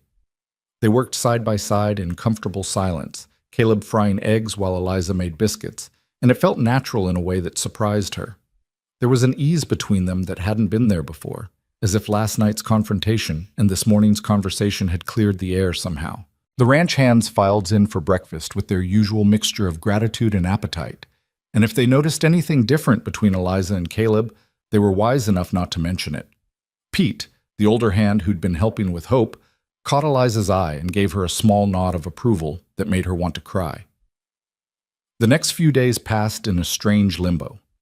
Word of the engagement had spread like wildfire, and Eliza found herself the subject of both approval and censure depending on who was talking. Some of the neighboring ranch wives began stopping by with small gifts, a blanket for Hope, a jar of preserves, a packet of flower seeds for the garden. Others made a point of avoiding the Turner Ranch entirely, their disapproval evident in their absence. Mrs. Henderson, true to form, had apparently spent the days since the gathering telling anyone who would listen that Caleb Turner had been bewitched by a shameless woman who'd used a baby to trap him into marriage. The story had reached the ranch through one of the hands who'd been in town for supplies, and he'd repeated it to the others in hushed, scandalized tones. Caleb's response, when he heard about it, was to laugh. Let her talk, he said, helping Eliza hang laundry on the line behind the house. People who know me know better, and people who don't know me aren't worth worrying about. Doesn't it bother you, Eliza asked, pinning up one of his shirts, having your name attached to scandal? My name's been attached to worse. Caleb handed her another shirt. When my mother died and my father kept my sisters here instead of sending them to relatives back east, people said he was unfit, said he was ruining their prospects, said no decent man would marry girls raised on a ranch without a mother's influence. Turned out they were wrong. Both my sisters found good men who loved them exactly as they were. The gossips moved on to someone else, the way they always do. What if they're right this time? Eliza's voice was small. What if I am ruining your prospects? You could have any woman in the territory. I don't want any woman in the territory. Caleb's voice was gentle but firm. I want someone who understands what it means to choose principle over comfort, someone who knows the value of hard work, someone who makes this ranch feel like a home. He paused. Someone like you. Eliza looked at him over the laundry line, this man who'd appeared in her life like an answer to a prayer she hadn't known how to form, and felt something shift inside her chest. Not gratitude this time, or dependence, but something warmer and more dangerous. Caleb, she started, but he shook his head. Don't say anything yet. Wait until Sunday. Wait until we've had time to talk properly, away from the ranch and the work and all the eyes watching us. He smiled. Give yourself permission to figure out what you actually feel without rushing into anything. Sunday arrived with perfect weather, clear skies, warm sun, a gentle breeze that carried the scent of wildflowers and pine. Caleb packed a basket with cold chicken, fresh bread, cheese, and a jar of the peach preserves one of the neighbor women had brought by. Eliza dressed Hope in a fresh gown she'd sewn from fabric Pete had given her, and they set out on horseback for the north pasture, Eliza riding behind Caleb with Hope secure in a sling against her chest. The spot Caleb had mentioned was everything he'd promised, and more. A small meadow nestled against the foothills, surrounded by aspens that whispered in the breeze, with a view of the mountains that took Eliza's breath away. Caleb spread out a blanket while Eliza settled Hope on a soft patch of grass, and for a moment they just sat there, taking in the beauty of the landscape. My mother used to bring me here, Caleb said quietly. When I was upset or confused or just needed to think. She said the mountains put things in perspective, reminded you that your problems were small compared to the vastness of the world. She sounds like she was wise, Eliza said. She was. Caleb's voice was thick with old grief. Losing her nearly destroyed my father. He loved her so much that after she died, he could barely function for months. My sisters and I had to run the ranch ourselves, and we were just kids. He paused. I used to think that kind of love was dangerous, that giving someone that much power over your happiness was foolish. And now? Eliza asked softly. Now I think maybe it was worth it. For him, I mean. Those years he had with her, the family they built, the life they shared. He wouldn't trade that for anything, even knowing how it would end. Caleb looked at her. He told me once that the worst day with her was better than the best day without her. That even the grief was worth it because it meant he'd had something worth grieving. Eliza felt tears prick her eyes. That's beautiful and heartbreaking at the same time. Love usually is, I think. Caleb reached out and took her hand, his touch careful, asking permission. Which is why I need to be honest with you about something. Eliza's heart began to pound. What? When I made that announcement at the gathering, I told myself it was just strategy, just a way to protect you from Mrs. Henderson and the gossip. Caleb's thumb traced small circles on the back of her hand. But that wasn't entirely true. The truth is, I've been thinking about asking you to court me for real for over a week now. I just didn't know how to do it without making you feel obligated or pressured. Caleb, let me finish. His eyes were intense, earnest. I know the circumstances aren't ideal. I know we've only known each other a few weeks. I know there are 1,000 reasons why this is complicated and difficult and probably foolish. But Eliza, when I see you with Hope, when I watch you work, when I hear you laugh at something Pete said, or see you standing up to men twice your size with nothing but courage and conviction, I don't just respect you, I'm falling for you. The words hung in the mountain air between them, honest and vulnerable and terrifying. I'm scared, Eliza whispered. I'm scared that I don't know my own heart. I'm scared that what I feel is just gratitude or relief or desperation. I'm scared of making a mistake that will hurt both of us. I'm scared too, Caleb admitted. I'm scared of taking advantage of your circumstances. I'm scared of rushing into something we'll both regret. I'm scared that you'll say yes because you feel like you have to, not because you want to. They sat in silence for a moment, hands still intertwined, both afraid and hopeful in equal measure. Then Hope made a sound, a coo of pure contentment, and they both looked down at her. The baby was lying on the blanket, her eyes tracking the movement of leaves overhead, completely at peace. She trusts you, Caleb said quietly. Completely and absolutely. She knows you'll keep her safe. I promised her I would, Eliza replied. The day we left Silverbrook, I promised her we'd survive. And you have. You've done more than survive. You've built a life for her, given her safety and security and love. Caleb squeezed her hand. That's what I want to offer you, Eliza. Not rescue, not charity, but partnership. A chance to build something together. You and me and Hope, making a family out of choice instead of obligation. Eliza looked at him, really looked at him, trying to see past her own fears and uncertainties.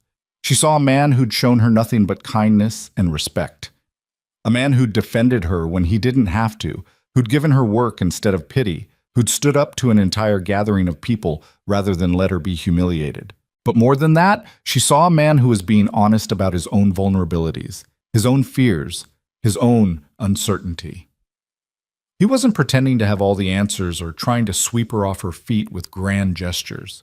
He was simply offering himself, flawed and uncertain and human, and asking if she might consider building something real with him. I don't know if what I feel is love, Eliza said slowly. Not yet, but I know that when I see you, my heart feels lighter. I know that your kindness hasn't just been surface-level politeness, but something deeper and more genuine. I know that you've treated Hope like she matters, like she's worth protecting, even though she's not your responsibility. She is my responsibility, Caleb corrected gently. If we do this, if we make this real, she becomes my daughter in every way that matters. I want you to know that going in. This isn't just about you and me. It's about the three of us. A ready-made family. Eliza felt tears streaming down her face now, though she couldn't say exactly why. Relief, maybe, or hope, or the overwhelming realization that Caleb wasn't just offering her marriage. He was offering to choose Hope, to claim her, to give this cast-off baby a father and a name and a future. Why? She asked, her voice breaking. Why would you do that? Take on a stranger's child as your own? Because she's not a stranger's child anymore, Caleb said simply. She's yours. And if you're mine, then she's mine too. That's how family works. You choose each other, and then you fight like hell to protect that choice. The mountain stood silent witness as Eliza made her decision, not out of fear or gratitude or desperation, but out of a growing certainty that this man, this honest, kind, complicated man, was offering her something real, something worth the risk. I can't promise to love you yet, she said. I need time for that. Time to know my own heart, to understand what I feel without the desperation clouding everything. I'm not asking for promises, Caleb said. I'm asking for a chance. Then yes. Eliza's voice was steady now, clear and sure.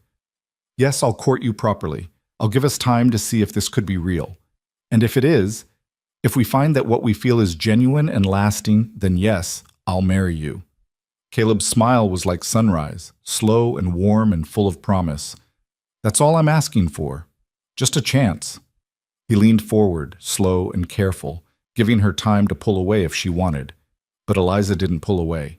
She met him halfway, and their first kiss was soft and sweet and tasted like hope. Hope herself chose that moment to start fussing, and they broke apart laughing, the spell broken but not destroyed. Eliza picked up the baby, settling her for nursing, and Caleb unpacked the picnic basket with the kind of domestic ease that made Eliza's heart ache. They spent the afternoon talking, really talking, sharing stories from their childhoods, their dreams for the future, their fears and hopes and secret wishes. Caleb told her about his sisters, about learning to run a ranch at 16, about the loneliness of the past few years. Eliza told him about her mother, about the suffocating propriety of her father's house, about the moment she'd chosen hope over everything she'd ever known.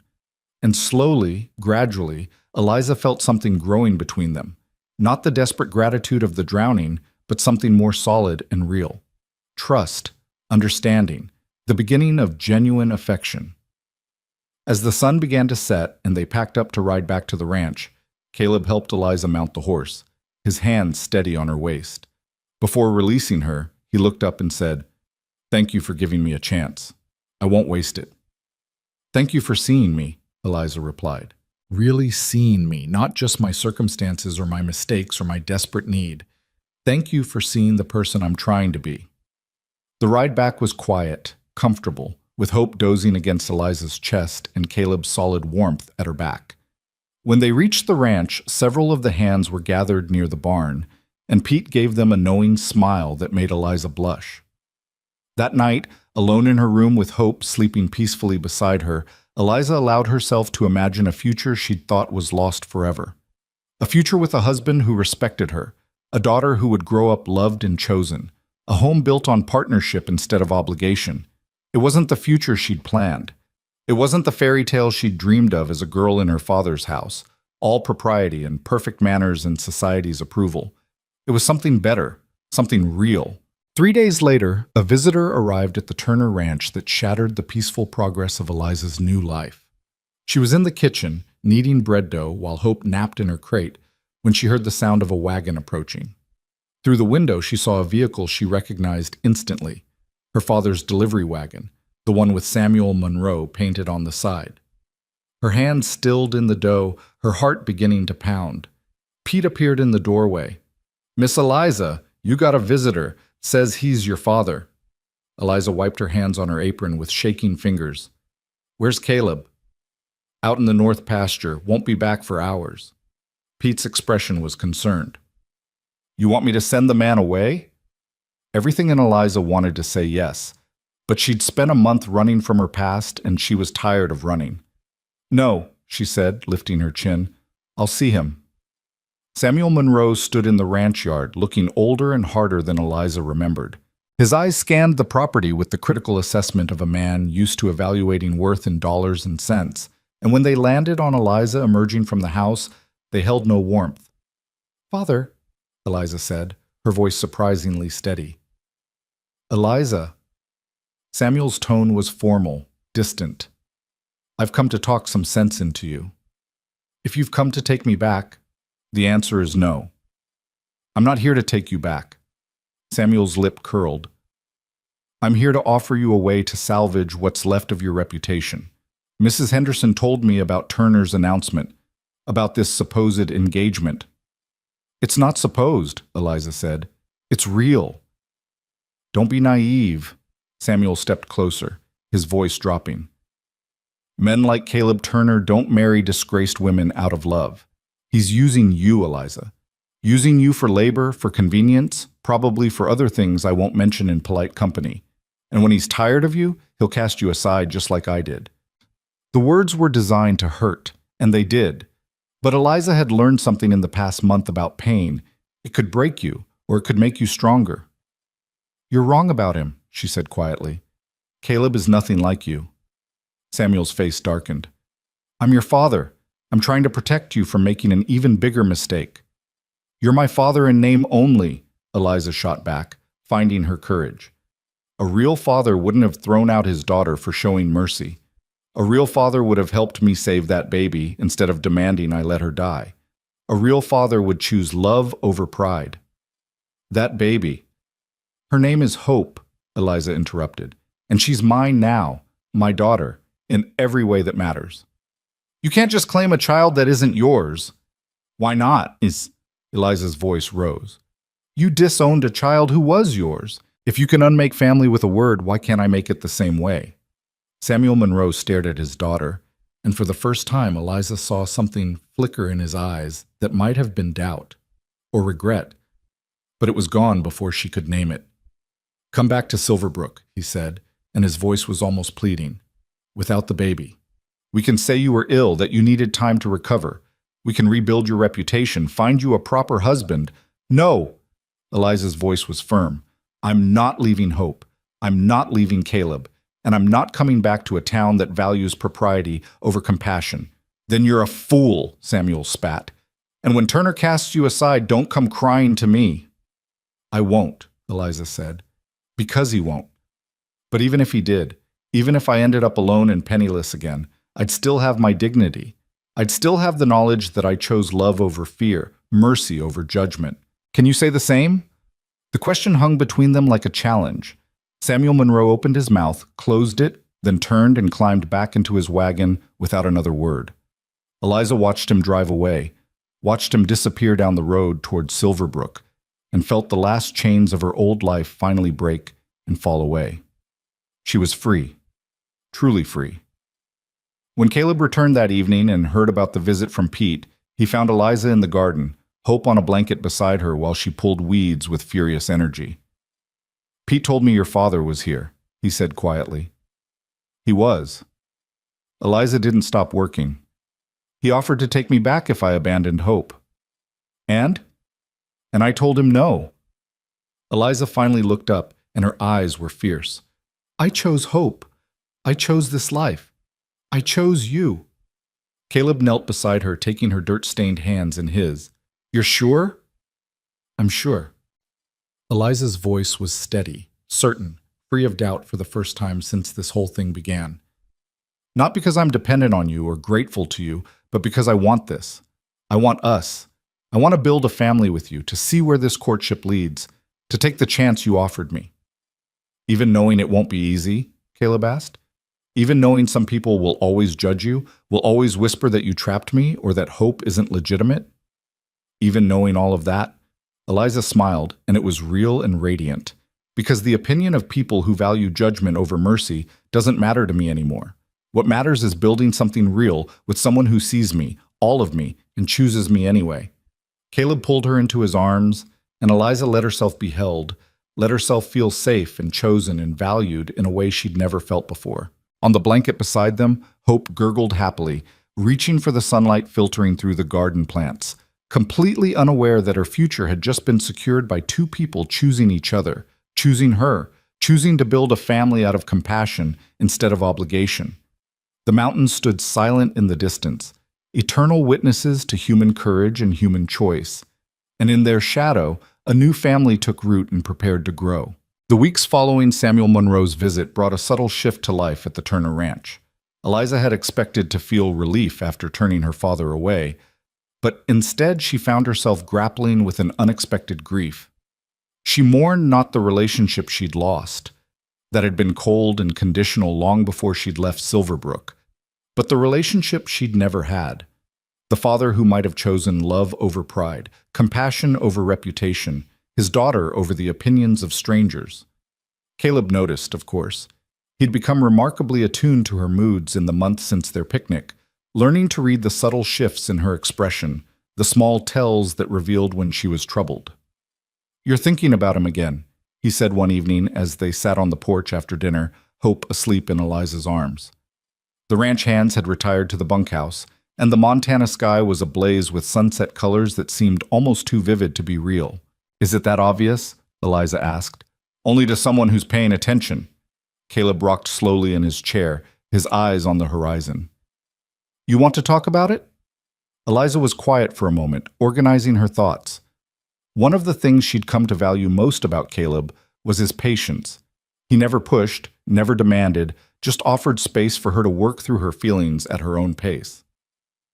"I thought I'd be angry," she said finally. "Or relieved. But mostly I just feel sad.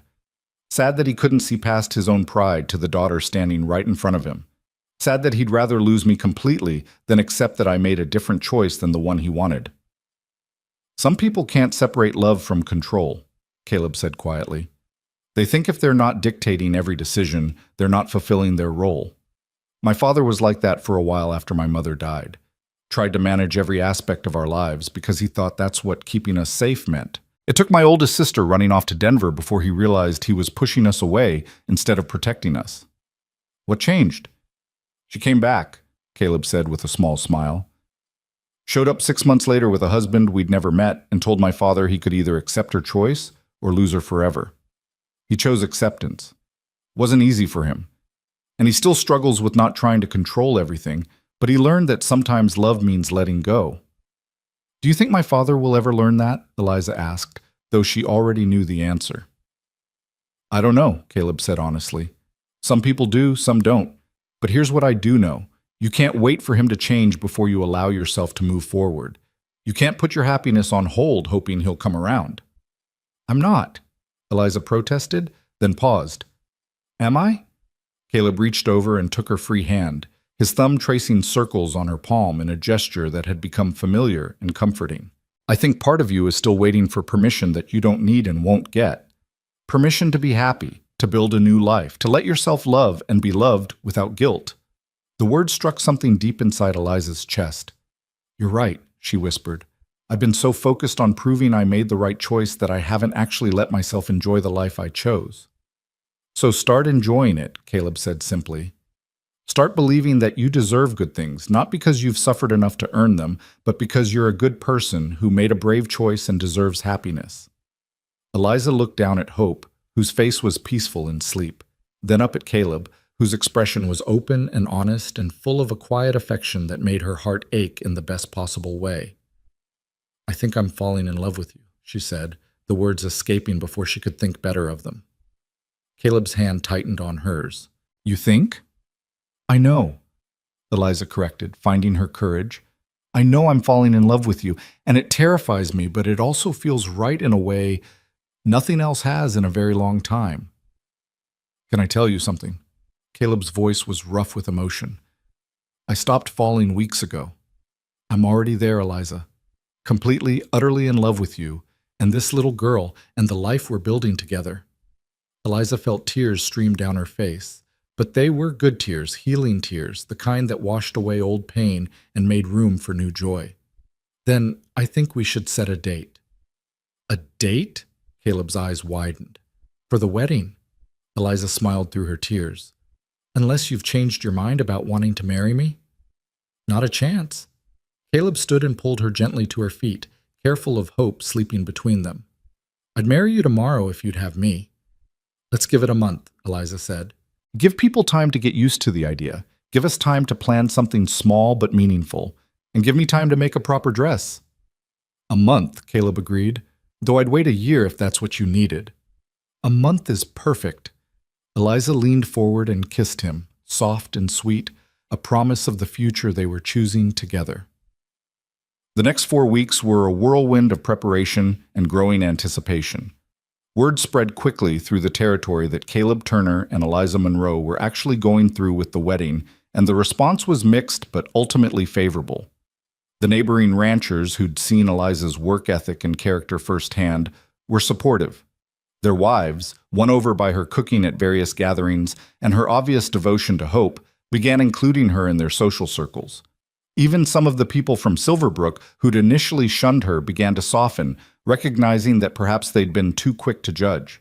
But not everyone approved. Mrs. Henderson continued her campaign of disapproval, and a handful of the more rigidly proper families made it clear they wanted nothing to do with a woman who'd disgraced herself. Eliza learned to hold her head high and ignore the whispers, learned to value the opinions of people who actually knew her over those who only knew rumors. Hope was thriving, growing stronger and more alert every day. At 3 months old, she'd begun smiling regularly, her face lighting up whenever Eliza or Caleb came into view. The ranch hands had taken to calling her Little Hope and competed for her attention, hardened cowboys turning to mush at the sight of her toothless grins. Pete, in particular, had become a devoted guardian. She reminds me of my youngest, he told Eliza one afternoon while watching Hope play with her toes. Same spirit, same determination. That little girl's going to be something special. She already is, Eliza had replied, her heart full. The wedding dress came together slowly, sewn in stolen hours between cooking and cleaning and caring for Hope. It wasn't fancy. Eliza had neither the money nor the desire for elaborate lace and beading, but it was beautiful in its simplicity. Soft ivory cotton with a fitted bodice and full skirt, embroidered at the hem with a delicate pattern of wildflowers that one of the neighbor women had taught her. You look beautiful, Caleb told her 3 days before the wedding, catching a glimpse of her trying on the nearly finished dress. Hope's a lucky girl to have such a lovely mother. Hope's the one who brought us together, Eliza said, adjusting the waist seam. I like to think she knew what she was doing from the start. A matchmaking infant, Caleb teased. That's a new one. They decided to hold the wedding at the ranch, with Pastor Williams officiating despite his initial discomfort with the circumstances. Caleb had made it clear that the pastor could either perform the ceremony or explain to his congregation why he'd refused to bless a union built on compassion and mutual respect. The pastor had chosen the former. The morning of the wedding dawned clear and golden, the kind of perfect autumn day that Montana specialized in.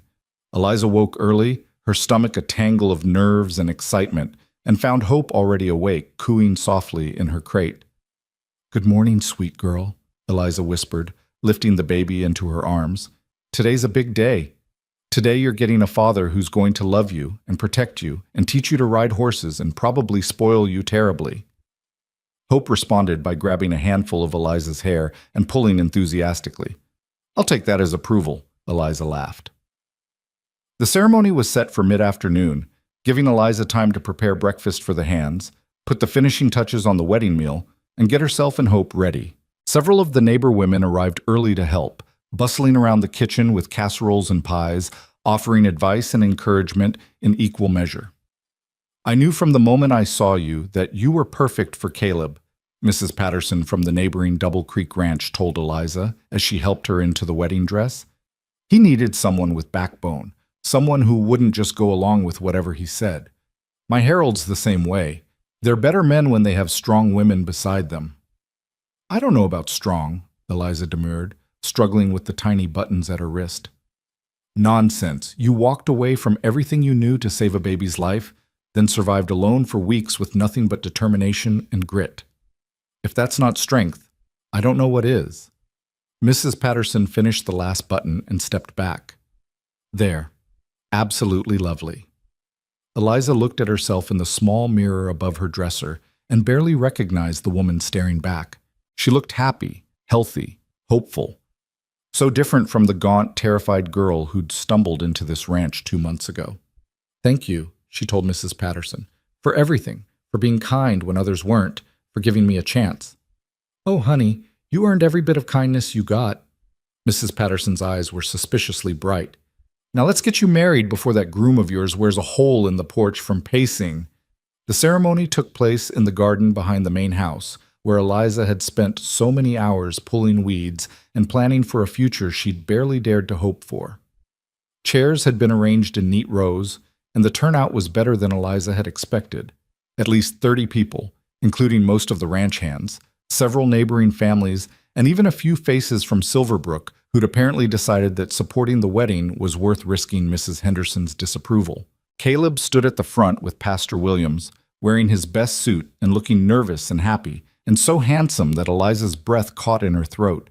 When he saw her walking toward him, Hope in her arms because there was no one else she'd trust to hold the baby during the ceremony, his expression transformed into something that made Eliza's eyes fill with tears, pure, unguarded love. The ceremony itself was simple but meaningful. Pastor Williams spoke about the nature of family, about how it's built not just on blood but on choice and commitment and daily acts of love. He talked about the courage it takes to build something new from broken pieces, about the strength required to choose compassion over convenience. When it came time for the vows, Caleb took Eliza's free hand, the one not supporting Hope, and spoke clearly enough for everyone to hear. "Eliza, I promise to honor you, respect you, and stand beside you in whatever comes. I promise to be a father to Hope in every way that matters, to love her as my own, to protect her and guide her and give her every opportunity to become the remarkable woman I know she'll be. I promise to build a home with you founded on honesty and partnership, where we make decisions together and face challenges as a team. I promise to see you, really see you, for the rest of my life." Eliza was crying now, but she managed to speak her own vows through the tears. "Caleb, I promise to be your partner, your equal, your companion in building the life we've dreamed of. I promise to work beside you, to support you, to challenge you when you need challenging and comfort you when you need comfort. I promise to trust you with Hope's future, to welcome you as her father, to build a family with you based on choice and love instead of obligation. I promise to let myself be happy, to stop waiting for permission I don't need, and to believe that we deserve the good things we're creating together." "By the power vested in me," Pastor Williams said, his voice warm with approval, "I now pronounce you husband and wife. Caleb, you may kiss your bride." The kiss was gentle and brief, appropriate for the audience watching, but it held the promise of deeper affection to come. When they broke apart, Hope, who'd been remarkably patient through the entire ceremony, let out a loud, delighted squeal that made everyone laugh. I think she approves, Caleb said, grinning. She better, Eliza replied. This was all her idea. The celebration that followed was joyous and sincere. The wedding meal was abundant, the conversation lively, and the atmosphere warm with genuine happiness for the new family. Pete made a toast that had everyone laughing and several people crying, thanking Eliza for bringing life back to the Turner Ranch and Caleb for having the sense to recognize a good thing when he saw it. As the sun began to set and the guests started to depart, each one stopped to offer congratulations and well wishes. Even some of the people who'd been skeptical at first seemed genuinely moved by what they'd witnessed. Not a marriage of convenience or desperation, but a real partnership built on mutual respect and growing love. The last guest to leave was the biggest surprise. Just as Eliza was clearing the final dishes, a wagon pulled up and James Monroe climbed down. Eliza froze, her heart in her throat. Her brother was 16 now, nearly a man, but his face still held the softness of youth. He looked nervous and determined in equal measure. "James," she breathed, "what are you doing here?" "I had to come," he said, his voice cracking slightly. "I had to see you to tell you." He stopped, swallowed hard, then continued. "Father was wrong. What he did to you was wrong, and I'm sorry I didn't stand up for you. Sorry I let him send you away without fighting for you." Eliza set down the dishes and walked toward her brother, tears streaming down her face. "You were just a boy. It wasn't your responsibility to fight my battles." "Maybe not, but I should have tried." James pulled something from his coat pocket, a small wooden box. "This was Mother's. Father won't miss it, and I thought you should have it. For your daughter." Eliza opened the box with shaking hands. Inside was their mother's cameo brooch, the one she'd worn every Sunday, the one Eliza had loved as a child. "James," she whispered, "I can't take this. If Father finds out—" "Let him find out." James's voice was fierce now, reminding Eliza of herself. "I'm not going to be like him, Lizzie. I'm not going to value reputation over people or pride over family. When I have a family of my own, someday I'm going to choose them. Every time. The way you chose Hope." Eliza pulled her brother into a fierce hug, and for a long moment they just held each other, bridging the gap that Samuel Monroe had tried to create between them. "Does Thomas know you're here?" Eliza asked when they finally pulled apart. "He wanted to come, but he's too young. Father watches him too closely." James wiped his eyes roughly. "But he sends his love. And he made me promise to tell you that he misses you, and he thinks Hope is lucky to have you as a mother." "Tell him I miss him too," Eliza said. "And tell him that when he's older, when he can make his own choices, he'll always have a place here with us." "I will." James looked past her to where Caleb stood on the porch with Hope, giving them privacy but staying close enough to offer support if needed. "Is he good to you?" "Better than good," Eliza said. "He's kind and honest, and he sees me as a partner, not a possession. He's everything Father isn't." James nodded, satisfied. "Then I'm glad for you, Lizzie. Truly glad." He climbed back into the wagon, then paused. "I'll visit when I can. Secretly, probably, but I'll find ways. You're my sister, and I'm not losing you just because Father's a stubborn fool." Eliza watched her brother drive away, the cameo clutched in her hand, and felt another piece of her past settle into place. Not forgotten, not erased, but integrated into the new life she was building. Caleb came down from the porch and wrapped his arms around her from behind, Hope nestled between them. "You all right?" "Better than all right," Eliza said, leaning back against his solid warmth. "I have you, I have Hope, and I haven't completely lost my brothers. That's more than I ever dared hope for 2 months ago." "We should go inside," Caleb said softly. "Put Hope to bed. Start our first night as a family." Their first night as husband and wife was gentle and unhurried, a natural extension of the partnership they'd been building for weeks. After putting Hope down in the new crib Caleb had built, larger than the wooden crate, with careful attention to every detail, they lay together in Caleb's bed, now their bed, and talked until the stars wheeled overhead. "What do you want for our future?" Caleb asked, his fingers tracing lazy patterns on Eliza's arm. "Really want, not what you think you should want." Eliza thought about it, allowing herself to dream without the weight of fear or limitation. I want Hope to grow up knowing she's loved unconditionally. I want more children, if we're blessed with them. A house full of laughter and chaos and love. I want to build something lasting here, something that reflects our values. And I want to always remember what it felt like to have nothing, so we never take for granted what we have. That sounds perfect, Caleb said. Though I should warn you, Pete's already planning to teach Hope to ride the minute she can walk, and the men are taking bets on whose daughter she'll be, gentle like you or stubborn like me. She can be both, Eliza said, smiling. The best parts of both of us, plus all her own unique qualities we haven't discovered yet. I can't wait to see who she becomes, Caleb said softly. Can't wait to see our family grow, to watch our children run through these fields, to grow old with you and look back on a life well lived. Eliza turned in his arms to face him, her heart so full it ached.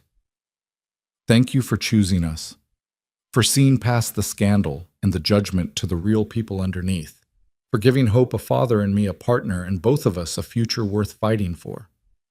Thank you for letting me, Caleb replied, kissing her forehead, for taking the risk, for trusting me, for building this with me. You're the bravest person I've ever known, Eliza Turner. Eliza Turner.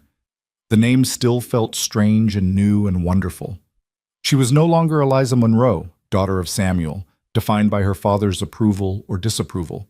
She was Eliza Turner, wife of Caleb, mother to Hope, a woman who'd chosen her own path and built her own family from the rubble of rejection.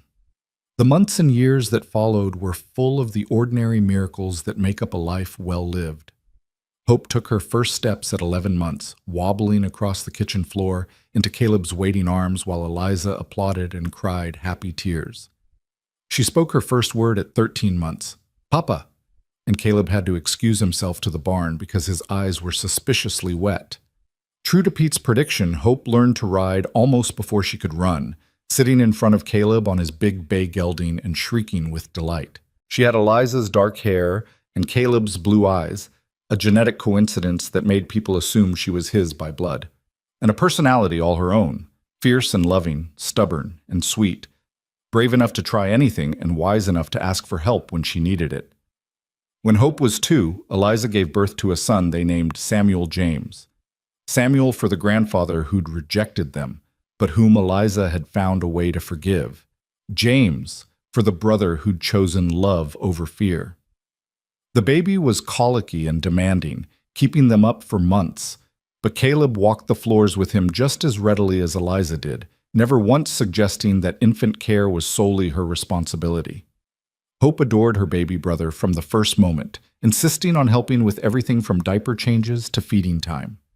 "My baby," she'd announce proudly to anyone who would listen, and Eliza and Caleb would exchange amused glances over her head. 2 years after Samuel came Lily, then 3 years after that came twin boys Marcus and Matthew. The Turner house became exactly what Eliza had dreamed of, full of laughter and noise and the organized chaos of a large, loving family. The ranch prospered under Caleb's management and Eliza's careful household economy. They added more land, hired more hands, built a larger house to accommodate their growing family. But they never forgot what it felt like to have nothing, and they never forgot the kindness that had saved them when they needed it most. When families fell on hard times, the Turner Ranch was there with work and fair wages. When women found themselves in impossible situations, Eliza offered help without judgment. When children needed homes, the Turners opened their doors. Over the years, they took in 3 more orphans, giving them the same choice and love they'd given Hope. You're building an empire of cast-offs, Pete teased Eliza one afternoon, watching their ever-expanding brood play in the yard. I'm building a family, Eliza corrected, bouncing baby Marcus on her hip while keeping an eye on the older children. That's all. Just a family. But it was more than just a family. It was a testament to the power of choosing love over fear, compassion over judgment, mercy over pride. It was proof that the worst moments of your life could become the foundation for something beautiful if you had the courage to rebuild. Samuel Monroe never reconciled with his daughter, but James visited regularly once he came of age and eventually brought his own wife and children to meet their Aunt Eliza. Thomas followed suit a few years later, defying their father's wishes to maintain a relationship with his sister. Samuel died alone and bitter, having chosen pride over the possibility of redemption, and Eliza mourned not the man he was, but the father he might have been. Mrs. Henderson continued her campaign of disapproval until her death, but her opinion had long since ceased to matter to anyone who actually knew the Turners. The other families in the territory saw the truth that Eliza and Caleb had built something rare and precious, a marriage based on genuine partnership and mutual respect, a family forged by choice rather than obligation. On Hope's 18th birthday, Eliza sat her down for a conversation they'd been building toward for years. Hope was a young woman now, beautiful and confident and strong, preparing to head to Denver for teachers' college despite several suitors already vying for her attention. "I need to tell you something," Eliza said, her heart pounding. "Something about where you came from." Hope smiled gently. "Mama, I've known for years that Papa isn't my father by blood. It's not exactly a secret when you look nothing like your siblings." Eliza's breath caught. "You knew? Why didn't you say anything?" "Because it doesn't matter." Hope took her mother's hands. "Blood doesn't make a family, Mama. Love does. Choice does. Papa chose to be my father from the moment you married him, and he's never once treated me as anything less than his beloved daughter. That's what matters." "Your birth mother," Eliza continued, needing Hope to know the full story, "died saving you. She used her last strength to get you to safety, to give you a chance at life. I don't know who she was or where she came from, but I know she loved you enough to make sure you survived." "And you loved me enough to sacrifice everything to keep me alive," Hope said softly. "Two mothers who chose me, who fought for me. I'm the luckiest girl in the world."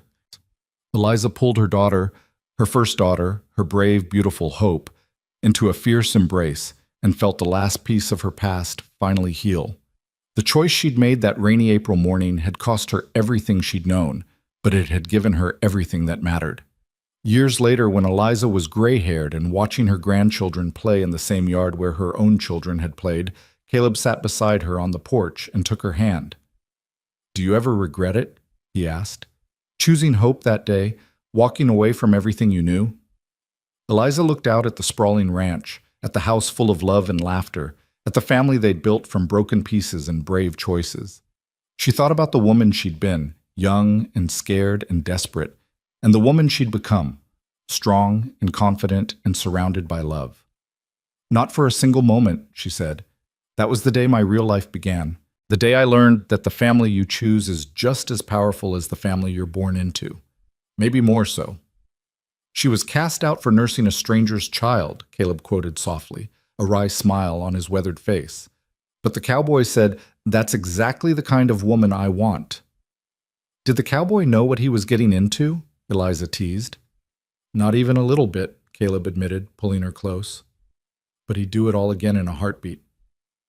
They sat together as the sun set over the Montana mountains, two people who'd found each other in the darkest moments of their lives and built something luminous from the ashes of rejection and judgment.